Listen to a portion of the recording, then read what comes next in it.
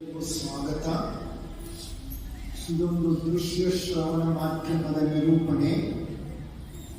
ಧ್ಯಾನ ಎಂದರೇನು, ಧ್ಯಾನದಲ್ಲಿ ಜರುಗುವಂತ ವಿದ್ಯಮಾನಗಳು ಯಾವುವು?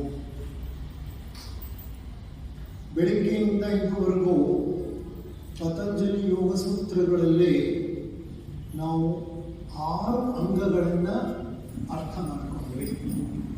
ಯಮ, ನಿಯಮ, ಆಸನ, ಪ್ರಾಣಾಯಾಮ, ಪ್ರತ್ಯಾಹಾರ, ಧಾರಣ.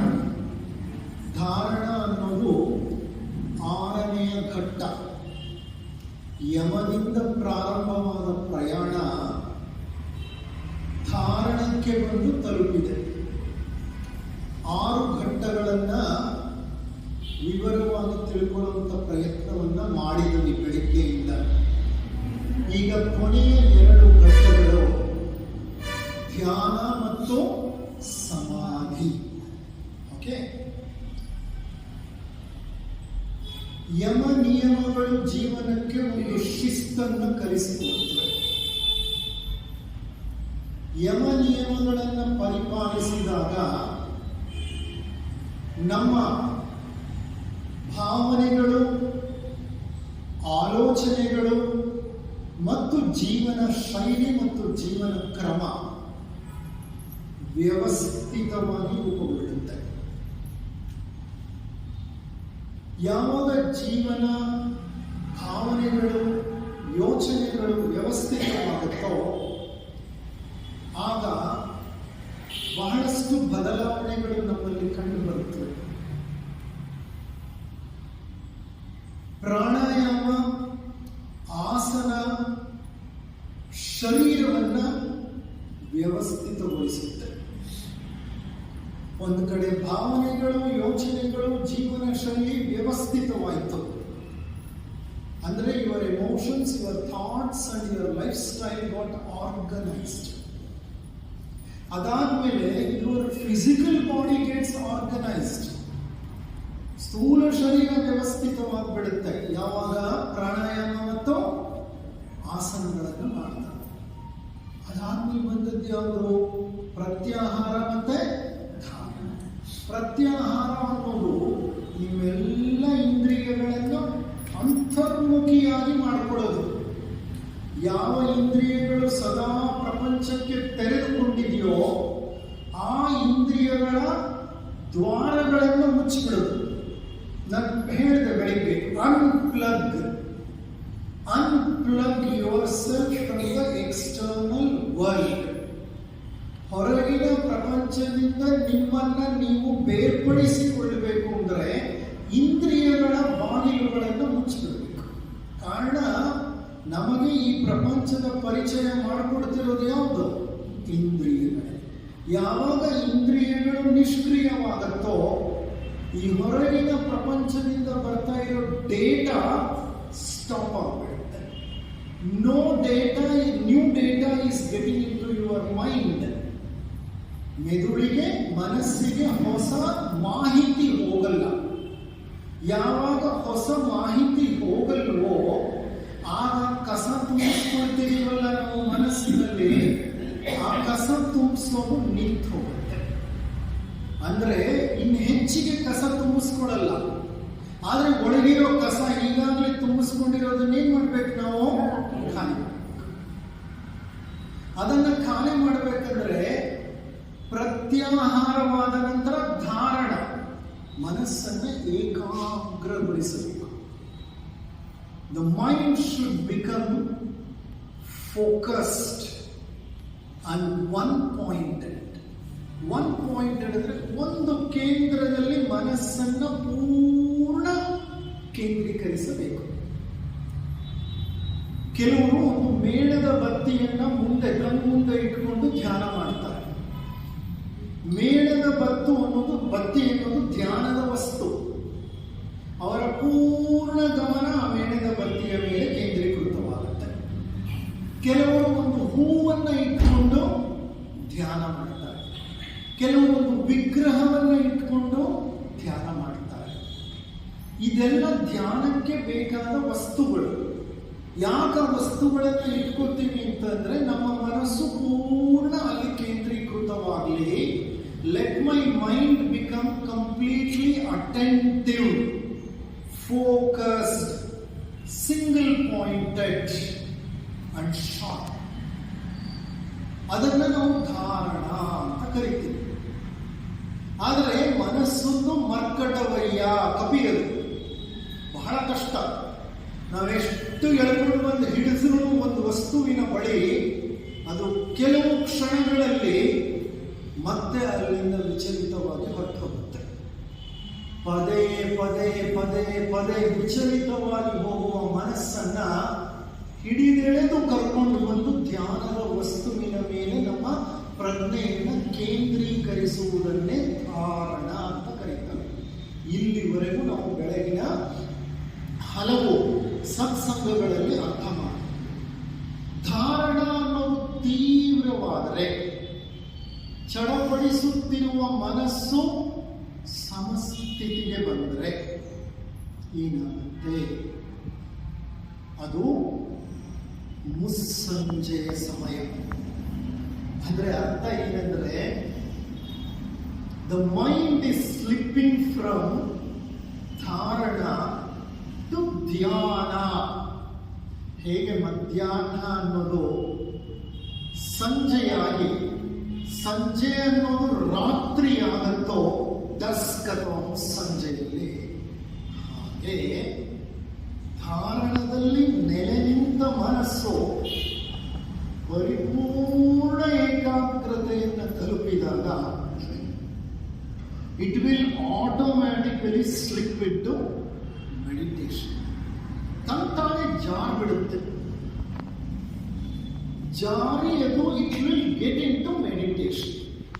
ದಟ್ ಇಂಟರ್ಫೇಸ್ ಇದೆಯಲ್ಲ, interface between dharana and dhyana, it happens in fraction of a second or in a split second. ಕ್ಷಣ ಮಾತ್ರದಲ್ಲಿ ಜರುಗುತ್ತೆ. ಹಾಗಾದ್ರೆ ಧ್ಯಾನ ಅಂದ್ರೆ ಏನು? ಅದರ ಅರ್ಥವನ್ನು ಮಾಡಿಕೊಳ್ಳೋ ಪ್ರಯತ್ನವನ್ನ ನಾವು ಈ ಒಂದು ಅಧ್ಯಯನದ ತರಗತಿಯಲ್ಲಿ ನೋಡೋಣ. ಪ್ರಾರಂಭದಲ್ಲಿ ನಾನೊಬ್ಬ ವ್ಯಕ್ತಿಯನ್ನು ಪರಿಚಯ ಮಾಡಿಕೊಳ್ತೀನಿ. ಈ ವ್ಯಕ್ತಿಯ ಹೆಸರು ಲೀ ಚಿನ್ ಯುಯೆನ್. ಈತ ಹುಟ್ಟಿದ್ದು 1677, ಮರಣ ಹೊಂದಿದ್ದು 1933. ಒಟ್ಟು 256 ವರ್ಷಗಳ ಕಾಲ ಆರೋಗ್ಯವಂತನಾಗಿ ಸಕ್ರಿಯ ಚಟುವಟಿಕೆಗಳಲ್ಲಿ ತೊಡಗಿಸಿಕೊಂಡು ಸಮಾಧಾನದಿಂದ ಜೀವನವನ್ನು ನಡೆಸಿದಂತಹ ಒಬ್ಬ ವ್ಯಕ್ತಿ. ನೀವು ಇಂಟರ್ನೆಟ್ಗೆ ಹೋಗಿ ಲೀ ಚಿನ್ ಯುಯೆನ್ ಅಂದರೆ ಪೂರ್ಣ ಮಾಹಿತಿ ಸಿಗುತ್ತೆ. ಹುಟ್ಟಿದ್ದು 17ನೇ ಶತಮಾನದಲ್ಲಿ, ಮರಣ ಹೊಂದಿದ್ದು 20ನೇ ಶತಮಾನದಲ್ಲಿ. 256 ವರ್ಷಗಳ ಕಾಲ ಬದುಕಿದ್ದ ಇದ್ದ. ಕೇಳಿದಿನ ನೀವು ಯಾರಾದರೂ 256 ವರ್ಷ ಬದುಕಿರೋದು? This is a record lifespan. ಇದುವರೆಗೂ ನಾವು ಕಂಡ ಹಾಗೆ ಅತ್ಯಂತ ದೀರ್ಘಕಾಲ ಬದುಕಿದ ವ್ಯಕ್ತಿ ಆತ. ಅಷ್ಟು ಕಾಲ ಸಕ್ರಿಯವಾಗಿ, ಸಂತೋಷವಾಗಿ, ಆರೋಗ್ಯವಾಗಿ ಬದುಕಿದಂತಹ ಆ ವ್ಯಕ್ತಿಯ ಸೀಕ್ರೆಟ್ ಏನು ಅಂತ ಆತನನ್ನು ಕೇಳಿದಾಗ, ಅಥವಾ ವೃದ್ಧಾಪ್ಯವನ್ನು ತಲುಪಿಬಿಟ್ಟಿದ್ದ, ಆಗ ಹೇಳ್ತಾನೆ, ನಾನು ಬಹಳಷ್ಟು ಮೂಲಿಕೆಗಳನ್ನು ಸೇವಿಸುತ್ತಿದ್ದೆ. He was a herbalist. Basically ಆತ ಮೂಲಿಕಾ ಶಾಸ್ತ್ರಜ್ಞ. ಅವನಿಗೆ ಮೂಲಿಕೆಗಳ ಪರಿಚಯ ಇತ್ತು. ಅವನು ಬಹಳ ಮೂಲಿಕೆಗಳನ್ನು ಸೇವನೆ ಮಾಡ್ತಿದ್ದ. ಅಂದ್ರೆ ಸಸ್ಯಾಹಾರ ಸೇವನೆ, ಕೆಲವು ವಿಶಿಷ್ಟ ಮೂಲಿಕೆಗಳನ್ನು ಅವನು ಸೇವಿಸುತ್ತಿದ್ದ ಪ್ರತಿನಿತ್ಯ. ಜೊತೆಗೆ ಪ್ರತಿನಿತ್ಯ ಧ್ಯಾನ ಮಾಡ್ತಿದ್ದ. ಧ್ಯಾನ ಅವನ ಜೀವನದ ಒಂದು ಕ್ರಮವಾಗಿ ಬಿಟ್ಟಿತ್ತು, ಒಂದು ಪ್ರತಿನಿತ್ಯದ ಕ್ರಮ. ಮಾಡಲೇಬೇಕು. ಅವನು ಸಂತೋಷವಾಗಿ ಮಾಡ್ತಿದ್ದ. ಅದಕ್ಕೆ ಅವನು ಹೇಳಿದ, ನನ್ನ ಸೀಕ್ರೆಟ್ ಎರಡೇ: ಹಿತಮಿತವಾದ ಆಹಾರ, ಗಿಡಮೂಲಿಕೆಗಳ ಆಹಾರ, ಶಾಕಾಹಾರ. ಎರಡನೆಯದು ರೆಗ್ಯುಲರ್ ಮೆಡಿಟೇಷನ್, ಪ್ರತಿನಿತ್ಯದ ಧ್ಯಾನ. ಒಬ್ಬ ವ್ಯಕ್ತಿ 256 ವರ್ಷಗಳ ಕಾಲ ಬದುಕಿದರೆ ಅದನ್ನ ನಮ್ಮ ಈ ವೈಜ್ಞಾನಿಕ ಯುಗ ರೆಕಾರ್ಡ್ ಮಾಡಿ ಡಾಕ್ಯುಮೆಂಟ್ ಮಾಡಿ ಇಟ್ಕೊಂಡಿದೆ. ಅದನ್ನ ಇಲ್ಲ, ಇದು ಸುಳ್ಳು ಅಂತ ಹೇಳಲಿಕ್ಕೆ ಸಾಧ್ಯ ಇಲ್ಲ. Because this is the finding of the scientific world.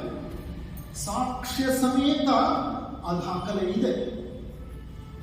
ಒಬ್ಬ ವ್ಯಕ್ತಿ ಅಷ್ಟು ಕಾಲ ಬದುಕ್ತಾನೆ ಸಕ್ರಿಯವಾಗಿ ಇದ್ರೆ ನಾವು ಬದುಕಬಹುದಲ್ವಾ? ಒಬ್ಬ ವ್ಯಕ್ತಿ ಅಷ್ಟು ಕಾಲ ಬದುಕ್ತಾನೆ ಅಂದ್ರೆ ಅದು it is a model, it is a paradigm. ಬೇರೆಯವರು ಬದುಕಬಹುದು, ಸಾಧ್ಯತೆ ಇದೆ. ಹಾಗಾದ್ರೆ ಬಹಳಷ್ಟು ಜನ 60, 70, 80, 90ಕ್ಕೆ ಮರಣ ಹೊಂದೋದು ಯಾಕೆ? ಇತ್ತೀಚಿನ ಕಾಲದಲ್ಲಿ 20, 30, 40 ವರ್ಷ ವಯಸ್ಸಿನ ಯುವಕರು, ಮಧ್ಯ ವಯಸ್ಕರು ಇದ್ದಕ್ಕಿದ್ದ ಹಾಗೆ ಮರಣ ಹೊಂದುತ್ತಿದ್ದಾರಲ್ಲ, ಯಾಕೆ? ಹಲವಾರು ಕಾರಣಗಳಿರುತ್ತೆ. ಆದರೆ ಮುಖ್ಯವಾಗಿ ಏನು ಹೇಳುತ್ತೆ ಅಧ್ಯಾತ್ಮ ಅಂದ್ರೆ, ಅವರ thoughts and beliefs prevent us from living hour full life. ನಮ್ಮದೇ ಆಲೋಚನೆಗಳು ಅಥವಾ ಯೋಚನೆಗಳು ಮತ್ತೆ ನಮ್ಮದೇ ಆದ ನಂಬಿಕೆಗಳು ನಮ್ಮ ಸುತ್ತಲೂ ಒಂದು ಸೆರೆಮನೆಯನ್ನು ಸೃಷ್ಟಿ ಮಾಡಿಬಿಟ್ಟಿವೆ. Thought has very intense power. ಆಲೋಚನೆಗೆ ಬಹಳ ಶಕ್ತಿ ಇದೆ. ನಮ್ಮ ಸಮಸ್ಯೆ ಏನಂದ್ರೆ ಆಲೋಚನೆಗೆ ಅಂತ ಶಕ್ತಿ ಇದೆ ಅನ್ನೋದು ನಮ್ಗೆ ಗೊತ್ತಿಲ್ಲ. ಹಾಗಾಗಿ ಬಾಯಿಗೆ ಬಂದಿದ್ದು ಮಾತನಾಡ್ತಾ ಇರ್ತೀವಿ, ಮನಸ್ಸಿಗೆ ಅನಿಸಿದ ಆಲೋಚನೆ ಮಾಡ್ತಾ ಇರ್ತೀವಿ. ಯಾವುದೋ ವ್ಯಕ್ತಿಯ ಮೇಲೆ ಒಂದು ಕೆಟ್ಟ ಆಲೋಚನೆ ಮಾಡಿದರೆ ಅದು ಎಷ್ಟು ಕೆಟ್ಟ ಪರಿಣಾಮವನ್ನು ಆತನ ಮೇಲೆ ಉಂಟು ಮಾಡುತ್ತೆ ಗೊತ್ತಾ? ಥಾಟ್ ಪವರ್ ಅಂತ ಒಂದು ಪುಸ್ತಕವನ್ನು ಬರೆದಿದ್ದಾರೆ ಆನಿ ಬೆಸೆಂಟ್. ಅವರಿಗೆ ಸೂಕ್ಷ್ಮ ದೃಷ್ಟಿ ಇತ್ತು, ಮಹಾ ಸಾಧಕಿ ಆಕೆ. ಸೂಕ್ಷ್ಮ ಲೋಕಗಳನ್ನು ಗಮನಿಸಿದ ಆಕೆ ಬರೀತಾರೆ, thought has a power, thought has a direction. ಆಲೋಚನೆಗೆ ಶಕ್ತಿಯೂ ಇದೆ, ಆಲೋಚನೆಗೆ ದಿಕ್ಕೂ ಇದೆ. ನೀವು ಯಾವ ದಿಕ್ಕಿನಲ್ಲಿ ಪ್ರಯೋಗ ಮಾಡ್ತಿರೋ ಆಲೋಚನೆ, ಅದು ಆ ದಿಕ್ಕಿನಲ್ಲಿ ಆ ವ್ಯಕ್ತಿಯ ಬಳಿ ಹೋಗುತ್ತೆ. ಅಲ್ಲೇ ಸುತ್ತಲೂ ಅದನ್ನ ಆಸ್ಟ್ರಲ್ ಬಾಡಿ ಅಂತ ಇರುತ್ತೆ. ಆ ಆಸ್ಟ್ರಲ್ ಬಾಡಿಯ ಸುತ್ತಲೂ ಕಾಯುತ್ತೆ ಅದು ಒಳಗೆ ಹೋಗ್ಲಿಕ್ಕೆ. ಸೂಕ್ತ ಸಮಯ ನೋಡಿ ಅದು ಒಳಗೆ ಹೋಗುತ್ತೆ. ಆತನ ಶರೀರದ ಮೇಲೆ, ಆತನ ಮನಸ್ಸಿನ ಮೇಲೆ ಪ್ರಭಾವವನ್ನು ಬೀರುತ್ತೆ. ಅದಕ್ಕೆ ಹೇಳೋದು, you need to be extremely careful with your thoughts, with your emotions. ಭಾವನೆಗಳಿಗೂ ಅಷ್ಟೇ ಶಕ್ತಿ ಇದೆ. ಹೇಗೆ ಯೋಚನೆಗಳಿಗೆ ಅಪಾರ ಶಕ್ತಿ ಇದೆಯೋ, ಯಾರ ಮೇಲೆ ಪ್ರಯೋಗ ಮಾಡ್ತಿರೋ ಅವರ ಮೇಲೆ ಹೋಗಿ ತಲುಪುತ್ತೋ, ಹಾಗೆ ಭಾವನೆಗಳಿಗೂ ಅದೇ ರೀತಿ ಶಕ್ತಿ ಇದೆ. ನಮ್ಮಲ್ಲಿ ಕೆಲವು ಭಾವನೆಗಳಿರುತ್ತೆ, ಕೆಲವು ಆಲೋಚನೆಗಳಿರ್ತವೆ. ಈ ಭಾವನೆ ಆಲೋಚನೆಗಳು ಬೆಳೀತಾ ಬೆಳೀತಾ ಬೆಳೀತಾ ಬೆಳೀತಾ ಹೆಚ್ಚಾಗ್ತಾ ಹೋಗುತ್ತೆ. ನಮ್ಮ ಸ್ಮರಣೆಯಲ್ಲಿ ಗತಕಾಲದ ಎಲ್ಲ ನೆನಪುಗಳು ತುಂಬಿರುತ್ತವೆ. ಒಳಿತು ಕೆಡುಕು ಎಲ್ಲ ಇರುತ್ತೆ. ಈ ಒಳಿತು ಮತ್ತು ಕೆಡುಕಿನ ಅನುಭವಗಳು ಏನು ನಮ್ಮ ಮನಸ್ಸಿನಲ್ಲಿ ತುಂಬಿರುತ್ತೆ, ಅವೆಲ್ಲ ಆಗಾಗ ಎದ್ದೇಳುತ್ತೆ. ಹೇಗೆ ಎದ್ದೇಳುತ್ತೆ? ಆಲೋಚನೆಗಳಾಗಿ, ಭಾವನೆಗಳಾಗಿ ಮೇಲಿರುತ್ತೆ. ನಾನು 5ನೇ ಕ್ಲಾಸ್ನಲ್ಲಿ ಇದ್ದಾಗ ನಮಗೊಬ್ರು ಟೀಚರ್ ಇದ್ರು, ನಳಿನಾಕ್ಷಿ ಮೇಡಮ್ ಅಂತ. ಅವರನ್ನು ಕಂಡ್ರೆ ನಮ್ಗೆಲ್ರಿಗೂ ತುಂಬಾ ಇಷ್ಟ. ಆಕೆ ಒಂದು ದಿವಸ ನನ್ನ ಬೆನ್ನಿನ ಮೇಲೆ ಕೋಲು ತಗೊಂಡು ಜೋರಾಗಿ ಹೊಡೆದಿದ್ದು ಬಂದು. ಅದನ್ನ ನಾನು ಇವತ್ತು ಮಾಡ್ತಿಲ್ಲ. ಮಾತಾಡಿದವನು ನಕ್ಕವನು ಪಕ್ಕದಲ್ಲಿ ಕೂತಿದ್ದವನು ನನ್ನ ಸ್ನೇಹಿತ. ಏಟು ಬಿದ್ದದ್ದು ನನಗೆ, ಆಕೆ ಗೊತ್ತಾಗಿಲ್ಲ. ಇರಲಿ,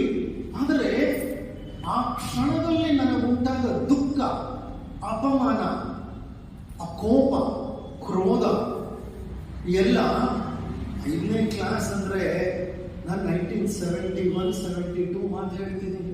ಇವತ್ತಿಗೂ ಆ ನೆನಪಿದೆ. ಯಾವಾಗಲೂ ಮೇಲೆ ಬೀಳುತ್ತೆ. ಅನ್ಯಾಯ ಬಿಟ್ಬಿಟ್ರಲ್ಲ ನನ್ನ ಮೇಡಮ್ ಅಂದರೆ ಆ ಆಲೋಚನೆನ ನಾನು ಇವತ್ತಿಗೂ ಏನು ಮಾಡಿದ್ದೀನಿ, ನನ್ನ ಮನಸ್ಸಿನಲ್ಲೇ ತುಂಬಿಸಿಟ್ಕೊಂಡಿದ್ದೀನಿ. If not conscious mind, it is placed in my subconscious mind. ನನ್ನ ಅರಿವ್ಯಕ್ತ ಮನಸ್ಸಿನಲ್ಲಿ ಹುದುಗಿದೆ. ನಾನು ಒಂದು ಉದಾಹರಣೆ ಕೊಡ್ತೀನಿ ನಿಮಗೆ. ಈ ಥರ ಗತಕಾಲದ ಎಷ್ಟೋ ನೆನಪುಗಳು ಒಳಗೆ ತುಂಬಿದೆ. ಆ ನೆನಪುಗಳೆಲ್ಲ ಮೇಲೆ ಬೀಳೋದು ಹೇಗೆ? ಆಲೋಚನೆಗಳಾಗಿ, ಭಾವನೆಗಳಾಗಿ. ಪ್ರತಿ ಕ್ಷಣ ನಾವು ನೋಡ್ತಿರುವಂಥ ಈ ಜಗತ್ತು ಸಹ ನಮ್ಮಲ್ಲಿ ಆಲೋಚನೆಗಳನ್ನು, ಭಾವನೆಗಳನ್ನು ಉತ್ಪತ್ತಿ ಮಾಡುತ್ತೆ. ಈ ಆಲೋಚನೆ, ಭಾವನೆಗಳು ನಮಗೆ ಸೆರೆಮನೆಯಾಗಿ ಬಿಡುತ್ತವೆ. They imprison us. ಯಾವ ವ್ಯಕ್ತಿ ಗತಕಾಲ, ಭವಿಷ್ಯ ಕಾಲದ ನೆನಪುಗಳು ಮತ್ತು ಯೋಚನೆಗಳಲ್ಲಿ ಮುಳುಗಿರ್ತಾನೋ ಆ ವ್ಯಕ್ತಿ ವರ್ತಮಾನವನ್ನು ಅನುಭವಿಸೋದೇ ಇಲ್ಲ. He will never experience the present. He lives either in the past or in the future, and past and future will imprison him. Imprison ಅಂದರೆ ಸೆರೆಮನೆ. ಆ ದಾಳಿಗೆ ಸಿಕ್ಕಾಕೊಂಡ್ಬಿಡ್ತಾರೆ. ಆ ದಾಳಿಗೆ ಸಿಕ್ಕಾಕೊಂಡ ಮನುಷ್ಯನ ಆರೋಗ್ಯ ಹದಗೆಡುತ್ತೆ. ಭಾವೋದ್ವೇಗ, ಯೋಚನೆಗಳ ದಾಳಿ ಮನುಷ್ಯನನ್ನ ಒಳಗಿನಿಂದಲೇ ತಿಂದು ಹಾಕ್ಬಿಡುತ್ತೆ. ವೈದ್ಯರನ್ನ ಕೇಳಿ, ಆಧುನಿಕ ಜಗತ್ತಿನ ರೋಗಗಳಲ್ಲಿ ಬಹಳಷ್ಟು ರೋಗಗಳು, ಅಂಕಿ ಅಂಶಗಳ ಪ್ರಕಾರ most of the metabolic disorders are psychosomatic in origin ಅಂತೀವಿ. ಸೈಕೋಸೊಮ್ಯಾಟಿಕ್ ಅಂದ್ರೆ ಆಧುನಿಕ ಜಗತ್ತು ಅನುಭವಿಸುತ್ತಿರುವ 100 ರೋಗಗಳಲ್ಲಿ 70%ಕ್ಕಿಂತ ಹೆಚ್ಚು ರೋಗಗಳು ಮನಸ್ಸಿನಲ್ಲಿ ಉತ್ಪತ್ತಿಯಾಗಿ ಶರೀರದಲ್ಲಿ ಪ್ರಕಟವಾಗುತ್ತೆ. ಡಯಾಬಿಟಿಸ್ ಆಗಲಿ, ಹೈಪರ್ ಟೆನ್ಷನ್ ಆಗಲಿ, ಕಾರ್ಡಿಯಾಕ್ ಪ್ರಾಬ್ಲಮ್ಸ್ ಆಗಲಿ, ಅಥವಾ ನಮ್ಮ ಶರೀರಕ್ಕೆ ಸಂಬಂಧಪಟ್ಟ ಚಯಾಪಚಯ ಕ್ರಿಯೆಗೆ ಸಂಬಂಧಿತ ಯಾವುದೇ ರೋಗಗಳಾಗಲಿ, gastric ulcer, peptic ulcer, hernia and reflux, oesophagitis, ಇಂಥವೆಲ್ಲ ರೋಗಗಳು, most of the respiratory disorders, ಇವಕ್ಕೆಲ್ಲ ಕಾರಣ ಏನು ಅಂತಂದ್ರೆ ಮನಸ್ಸಿನಲ್ಲಿ ಹುಟ್ಟಿದ ರೋಗಗಳು ಶರೀರದಲ್ಲಿ ಬಂದು ನೆಲೆಸುತ್ತವೆ. ಮನಸ್ಸಿಗೂ ಶರೀರಕ್ಕೂ ಬಹಳ ನಿಕಟ ಸಂಪರ್ಕವಿದೆ. Please understand, there is a super specialty branch of medicine called as mind body medicine in many western countries. ಪಾಶ್ಚಾತ್ಯ ದೇಶಗಳಲ್ಲಿ ಮೈಂಡ್ ಬಾಡಿ ಮೆಡಿಸಿನ್ ಅಂದ್ರೆ ಮನಸ್ಸು ಮನೋಶಾರೀರಿಕ ವೈದ್ಯಕೀಯ ಶಾಸ್ತ್ರ. ಅದು ಅಂದ್ರೆ ಮನಸ್ಸಿಗೂ ಶರೀರಕ್ಕೂ ಬಹಳ ನಿಕಟ ಸಂಬಂಧ. ನೋಡಿ, ಮನಸ್ಸು ಗಾಬರಿಯಾಗಲಿ ತಕ್ಷಣ ಏನಾಗುತ್ತೆ ನೋಡಿ, ಮನಸ್ಸು ಸ್ವಲ್ಪ ಗಾಬರಿಯಾಗಲಿ, ಧಡ್ಡಂತ ಈ ಸೌಂಡ್ ಬರಲಿ, ತಕ್ಷಣ ಮನಸ್ಸೇನಾಗತ್ತೆ? ಗಾಬರಿಯಾಗುತ್ತೆ. ಮನಸ್ಸು ಗಾಬರಿ ಆದ ತಕ್ಷಣ ಏನಾಗುತ್ತೆ? ಹೃದಯದ ಬಡಿತ ಹೆಚ್ಚಾಗುತ್ತೆ, ಬ್ಲಡ್ ಪ್ರೆಷರ್ ಹೆಚ್ಚಾಗುತ್ತೆ, ಉಸಿರಾಟದ ವೇಗ ಹೆಚ್ಚಾಗುತ್ತೆ, ಪಲ್ಸ್ ರೇಟ್ ಹೆಚ್ಚಾಗುತ್ತೆ, ಕಣ್ಣಿನ ಪ್ಯೂಪಿಲ್ಸ್, ಕಣ್ಣಿನ ಪಾಪೆಗಳೇನಾಗುತ್ತೆ, ಮತ್ತೆ ಮೈ ಮೇಲಿನ ಕೂದಲುಗಳೇನಾಗುತ್ತೆ, ನಿಮಿರಿಕೊಳ್ಳುತ್ತೆ. ಏಕೆಂದ್ರೆ our body is design for fight R flight. Fight ಅಂದ್ರೆ ಗಾಬರಿಯಾದಾಗ, ಹೆದರಿದಾಗ, ಆತಂಕವಾದಾಗ, ನೋವುಂಟಾದಾಗ, ದುಃಖವಾದಾಗ, ಒತ್ತಡಕ್ಕೀಡಾದಾಗ, ಖೇದ ಉಂಟಾದಾಗ ತಕ್ಷಣ ನಮ್ಮ ಅಡ್ರಿನಲಿನ್ ಸರ್ಜ್ ಬರುತ್ತೆ. ಅಡ್ರಿನಲಿನ್ ಸರ್ಜ್ ಅಂದ್ರೆ ಅಡ್ರಿನಲ್ ಗ್ರಂಥಿಗಳು ಅಡ್ರಿನಲಿನ್ ಅನ್ನುವಂಥ ಒಂದು ಹಾರ್ಮೋನ್ ಅನ್ನ ಬ್ಲಡ್ಗೆ ಪಂಪ್ ಮಾಡುತ್ತೆ. ಅದು ಪಂಪ್ ಮಾಡಿದ ತಕ್ಷಣ ಕ್ಷಣ ಮಾತ್ರದಲ್ಲಿ, ಸ್ಪ್ಲಿಟ್ ಸೆಕೆಂಡ್ ಅಲ್ಲಿ ಬಾಡಿ ಮೆಟಬಾಲಿಸಮ್ ಪೂರ್ತಿ ಚೇಂಜ್ ಆಗಿರುತ್ತೆ. ಅಂದ್ರೆ ಅರ್ಥ ಏನು? ಮನಸ್ಸಿಗೆ ಗೋಚರವಾಯಿತು ಇದು ಭಯ ಅಥವಾ ಹೆದರಿಕೆ ಉಂಟು ಮಾಡೋ ಸನ್ನಿವೇಶವಿರಬಹುದು ಅಂತ. ತಕ್ಷಣ ಶರೀರ ಏನಾಯ್ತು, ಆ ಹೆದರಿಕೆಯನ್ನು ಎದುರಿಸಲಿಕ್ಕೆ ಸಿದ್ಧವಾಗಿ ಕೂತ್ಕೊಂಡ್ಬಿಡ್ತು. ಹಾಗಾದ್ರೆ ಮನಸ್ಸು ಶರೀರವನ್ನು ಎಲ್ಲಿ ಬೆರೆಯುತ್ತೆ? Where does mind meet the body? ಮನಸ್ಸು ಸಟಲ್, ಸೂಕ್ಷ್ಮ, ಶರೀರ ಸ್ಥೂಲ. ಸ್ಥೂಲ ಶರೀರವನ್ನ ಸೂಕ್ಷ್ಮ ಮನಸ್ಸು ಎಲ್ಲಿ ಮೀಟ್ ಮಾಡುತ್ತೆ? How will it transfer that message to the human body? ವೈದ್ಯರಿಗೆ ಗೊತ್ತಾ? No, it is a puzzle. What is my ಮೈಂಡೇ ಇಲ್ಲ ಅಂತ ವಾದ ಮಾಡ್ತಿದ್ರು 1930, 1940s ತನಕ. There is nothing called mind, everything is gross ಅಂತ. ಆಮೇಲೆ ಮನಸ್ಸು ಅನ್ನೋದನ್ನ ನಮ್ಮ ಮೆಡಿಸಿನ್ ಸ್ಟ್ರೀಮ್ ಅತೀತವಾದ ಒಂದು ಸೂಕ್ಷ್ಮ ಲೋಕ. ಆ ಲೋಕದಲ್ಲಿ ಮನಸ್ಸು ಶರೀರವನ್ನು ಮೀಟ್ ಮಾಡುತ್ತೆ. Doctor Deepak Chopra, a neuroendocrinologist, quantum healing ಅಂತ ಒಂದು ಪುಸ್ತಕ ಬರೆದಿದ್ದಾರೆ. Is basically from India. All India Institute of Medical Sciences ಡೆಲ್ಲಿನಲ್ಲಿ ಆತ MD ಮಾಡಿದ್ದು. MD ಮಾಡಿ ಅಮೆರಿಕಾಗೆ ಹೋಗಿ ನ್ಯೂರೋ ಎಂಡೋಕ್ರೈನಾಲಜಿನಲ್ಲಿ he did his PhD and he has written wonderful books. He has a center called Deepak Chopra Foundation. ಎಷ್ಟೊಂದು ಪುಸ್ತಕಗಳು ಬರೆದಿದ್ದಾರೆ. ಅದರಲ್ಲಿ ಒಂದು ಪುಸ್ತಕ ಕ್ವಾಂಟಮ್ ಹೀಲಿಂಗ್. ಕ್ವಾಂಟಮ್ ಹೀಲಿಂಗ್ ಅಂದ್ರೆ ಮನಸ್ಸಿನ ಮೂಲಕ ಶರೀರದ ರೋಗಗಳನ್ನು ವಾಸಿ ಮಾಡುತ್ತೆ. ಮನಸ್ಸಿಗೆ ಇದಕ್ಕೆ ಔಷಧಿ ಕೊಟ್ಟರೆ, ಔಷಧಿ ಅಂದ್ರೆ ಅದಕ್ಕೆ ಬೇಕಾದಂತ ಹೀಲಿಂಗ್ ಮಾಡಿದ್ರೆ ಶರೀರದಲ್ಲಿರೋ ರೋಗಗಳು ಮಾಯವಾಗುತ್ತೆ. Is written a beautiful book, you need to read it, especially doctors require it. ಹಾಗಾದ್ರೆ ಮನಸ್ಸಿಗೂ ಶರೀರಕ್ಕೂ ಬಹಳ ನಿಕಟ ಸಂಪರ್ಕ ಇದೆ, ಬಹಳ ನಿಕಟ. ನೀವೀಗ ಎಷ್ಟು ಆರಾಮಾಗಿ ಕೂತ್ಕೊಂಡಿದ್ದೀರಿ, ಇಷ್ಟು ಆರಾಮಾಗಿ ನೀವು ಹೊರಗಡೆ ಗದ್ದಲದ ಮಧ್ಯೆ ಹೋದ್ರೆ ಇರ್ಲಿಕ್ಕಾಗತ್ತಾ? ಟ್ರಾಫಿಕ್ ಮಧ್ಯೆ ಹೋದ್ರೆ ಇರ್ಲಿಕ್ಕಾಗತ್ತಾ? ಟ್ರಾಫಿಕ್ ಅಲ್ಲಿ ಡ್ರೈವ್ ಮಾಡ್ತಾ ಇರುವಾಗ ಇರ್ಲಿಕ್ಕಾಗತ್ತಾ? ಹೈವೇನಲ್ಲಿ ಡ್ರೈವ್ ಮಾಡುವಾಗ ಇರ್ಲಿಕ್ಕಾಗತ್ತಾ? ಖಂಡಿತ ಇಲ್ಲ. ಈಗ ಹೃದಯದ ಬಡಿತಾನೆ ಬೇರೆ, ರಕ್ತದ ಒತ್ತಡನೇ ಬೇರೆ, ಅಲ್ಲೇ ಬೇರೆ. ಅದು ಒತ್ತಡದಿಂದ ಕೂಡಿದ ಪರಿಸರ. ತಕ್ಷಣ ಬಾಡಿ ಗೆಟ್ಸ್ ಬೇರ್ಡ್ ಅಪ್. ಅಂದ್ರೆ ನಾನು ಯಾವ ವಿಷಯವನ್ನ ನಿಮಗೆ ತಿಳಿಸಲಿಕ್ಕೆ ಪ್ರಯತ್ನ ಪಡ್ತಿದ್ದೀನಿ ಅಂದ್ರೆ, mind and body are not two separate entities. Crystallised mind is the body, sublime body is the mind. ಹರಳುಗಟ್ಟಿನ ಮನಸ್ಸೇ ಈ ಸ್ಥೂಲ ಶರೀರ, ಆವಿಯಾದ ಶರೀರವೇ ಮನಸ್ಸು. The sublime physical body is the mind and crystallized mind is the body.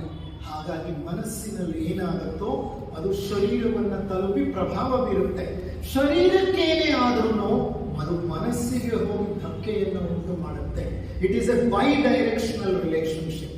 ಹಾಗಾದರೆ ನಮ್ಮ ಆಲೋಚನೆಗಳು, ನಮ್ಮ ಭಾವನೆಗಳು ನಮ್ಮ ಶರೀರದ ಆರೋಗ್ಯದ ಮೇಲೆ ಅಷ್ಟು ಆಳ ಪ್ರಭಾವವನ್ನು ಬೀರುತ್ತೆ ಅನ್ನೋದಾದರೆ, ನಾವು ಅವುಗಳಿಂದ ಬಿಡುಗಡೆ ಹೊಂದಲಿಕ್ಕೆ ಏನ್ ಮಾಡಬೇಕು? Regularly meditate, meditate, meditate and meditate. That is the only answer. I have read lots of books on mind body medicine. ನನ್ನ ಹತ್ರ ಸುಮಾರು ಒಂದು 25-30 ಪುಸ್ತಕಗಳಿವೆ. ಅಷ್ಟು ಪುಸ್ತಕಗಳನ್ನ ಆಗಾಗ ಓದಿದ್ದೀನಿ ನಾನು. ಹಲವಾರು ಉಪನ್ಯಾಸಗಳೆಲ್ಲ ವಿಷಯಗಳನ್ನ ನಾನು ಉಪಯೋಗ ಮಾಡಿಕೊಂಡಿದ್ದೇನೆ. ಸಾಕಷ್ಟು ಸಂಶೋಧನೆಗಳು ನಡೆದಿದೆ. These are the two slogans in modern medicine. Meditation is the best medication. Stop medication and start meditation. ಅಂದ್ರೆ ಧ್ಯಾನವೇ ಅತ್ಯಂತ ಉತ್ತಮ ಉಪಶಮನ.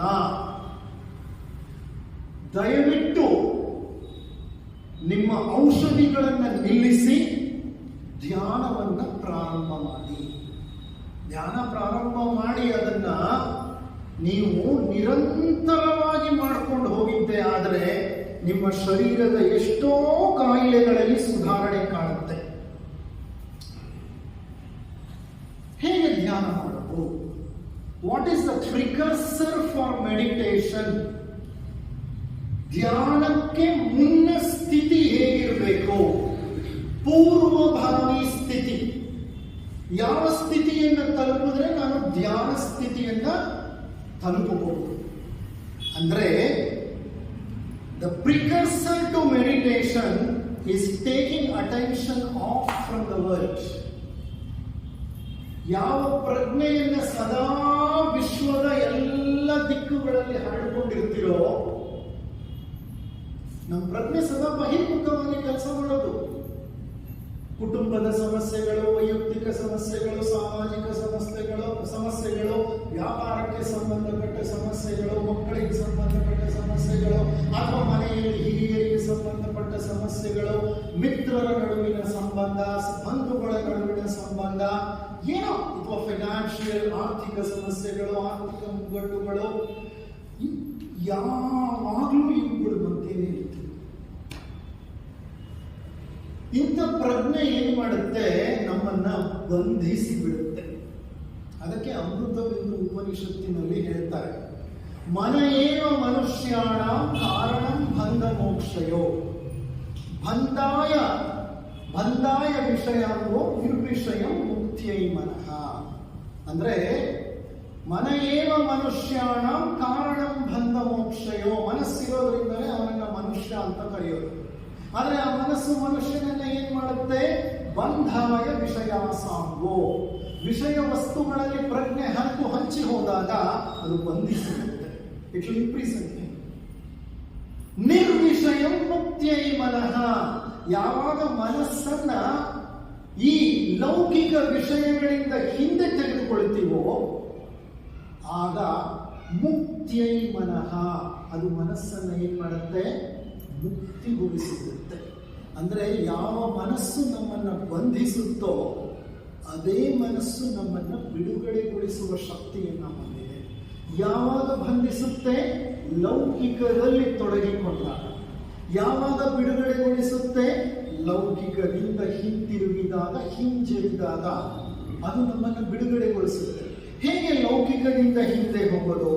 Take your attention off from the world. ಜಗತ್ತಿನ ಏನೇ ವಿಷಯ ವಿಚಾರಗಳಿರಲಿ, ಅದರಿಂದ ನಿಮ್ಮ ಪ್ರಜ್ಞೆಯನ್ನ ಹಿಂದೆ ತಕ್ಕೊಳ್ಳಿ. ಅಟ್ಲೀಸ್ಟ್ ಕೆಲವು ನಿಮಿಷಗಳ ಕಾಲ ಪ್ರತಿದಿನ ನೀವು ಧ್ಯಾನಕ್ಕೆ ಕುಳಿತಾಗ ಈ ಪ್ರಕ್ರಿಯೆ ಜರುಗುತ್ತೆ. ನೀವು ನಿಮ್ಮ ಪ್ರಜ್ಞೆಯನ್ನ ಹಿಂದೆ ತಕ್ಕೊಳ್ತೀರಿ. ಆಗ ಧ್ಯಾನ ಮಾಡ್ತಾ ಇರೋ ಸಮಯದಲ್ಲಿ ನಿಮ್ಮ ಈ ಲೌಕಿಕ ವ್ಯವಹಾರ ವಿಷಯ ವಿಚಾರಗಳು ನಿಮ್ಮ ಒಡವೆಗೆ ಬರಬಾರದು. This is called pratyahara as per Patanjali. ಪತಂಜಲಿಯವರು ಇದನ್ನೇ ಪ್ರತ್ಯಾಹಾರ ಅಂತ ಹೇಳಿದ್ದು. ಮ್ಯಾಡಮ್ ಬ್ಲಾವೆಟ್ಸ್ಕಿ ಥಿಯೋಸಾಫಿಕಲ್ ಸೊಸೈಟಿಯ ಸ್ಥಾಪಕ ದ್ವಯರಲ್ಲಿ ಒಬ್ಬರು. ಏನು ವ್ಯಕ್ತಿತ್ವ ಅವರು! ಇಂಥ ಗ್ರಂಥಗಳು ಬರೆದಿರೋದ್ರಿಂದ ಅವರು ಸೀಕ್ರೆಟ್ ಡಾಕ್ಟ್ರಿನ್, ಗುಪ್ತ ಸಿದ್ಧಾಂತ ಅನ್ನುವಂಥ ಒಂದು ಗ್ರಂಥ ಬರೆದಿದ್ದಾರೆ. ಆ ಗ್ರಂಥ ಕಾಸ್ಮೋಜೆನೆಸಿಸ್ ಅಂಡ್ ಆಂಥ್ರೋಪೋಜೆನೆಸಿಸ್. ಕಾಸ್ಮೋಜೆನೆಸಿಸ್ ಅಂದ್ರೆ ವಿಶ್ವ ಸೃಷ್ಟಿ, ಆಂಥ್ರೋಪೋಜೆನೆಸಿಸ್ ಅಂತಂದ್ರೆ ಮಾನವ ಸೃಷ್ಟಿ ಹೇಗೆ ನಡೀತು ಅಂತ ಇತಿಹಾಸ ಕೊಡುತ್ತೆ. ಅದು ವಿಜ್ಞಾನ, ಧರ್ಮ ಮತ್ತು ತತ್ವಶಾಸ್ತ್ರಗಳ ಸಂಗಮ. ಮೂರೂ ಆಯಾಮಗಳಿಂದ ವಿಶ್ವ ಸೃಷ್ಟಿಯನ್ನ, ಮಾನವ ಸೃಷ್ಟಿಯನ್ನ ಐತಿಹಾಸಿಕ ಘಟ್ಟಗಳ ಮೂಲಕ ಬರ್ಕೊಂಡು ತಿಳಿಸ್ತಾರೆ ಅವರು. ಆ ಪುಸ್ತಕ ಆಲ್ಬರ್ಟ್ ಐನ್ಸ್ಟೈನ್ ನ ಟೇಬಲ್ ಮೇಲೆ ಯಾವಾಗಲೂ ಇರ್ತಾ ಇದ್ದಂತ reference book. Lord Alfred Tennyson ಅನ್ನುವಂತಹ ಒಬ್ಬ ಮಹಾನ್ ಇಂಗ್ಲಿಷ್ ಕವಿ ಇದ್ದಾನೆ. ಆ ಕವಿಯ ಟೇಬಲ್ ಮೇಲೆ ಆತ ಮರಣ ಹೊಂದಿದಾಗ ಇದ್ದ ಪುಸ್ತಕ ಸಿಗಲಿಲ್ಲ. ಬಹಳ ಸುಂದರವಾದ ಪುಸ್ತಕ, ಗಹನವಾದ ಪುಸ್ತಕ, ಎಂತ ಎತ್ತರದ ವಿಷಯಗಳು, ಸೂಕ್ಷ್ಮ ವಿಚಾರಗಳು ಬಹಳ ಸುಂದರವಾಗಿ ಬರೆದಿದ್ದಾರೆ. ಮೇಡಮ್ ಬ್ಲಾವೆಟ್ಸ್ಕಿ ಒಂದ್ ಕಡೆ ಹೇಳ್ತಾರೆ, when individual consciousness is turned inwards, a conjunction of manas and buddhi takes place.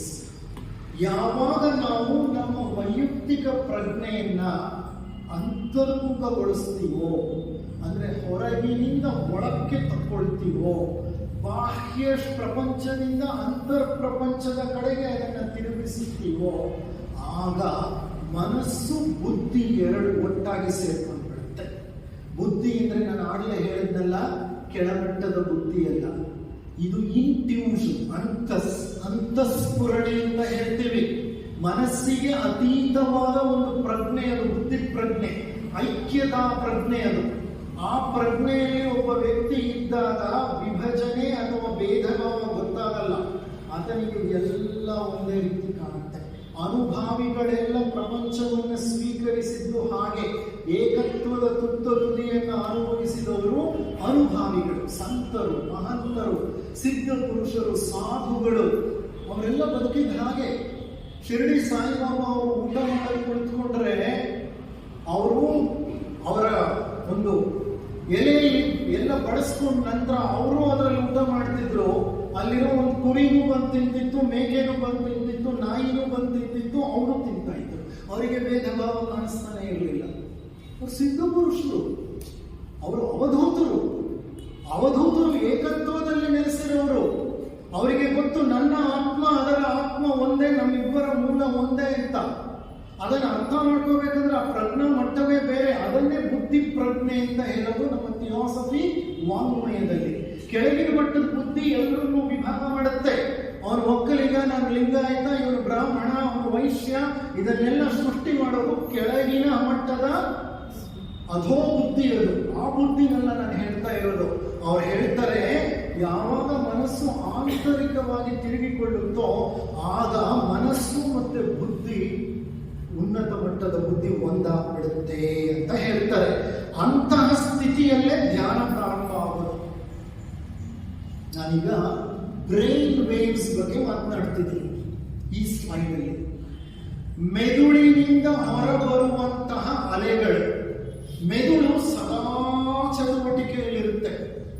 ನಿದ್ರೆ ಮಾಡುವಾಗ ಸಹ the neurons in the brain keep firing.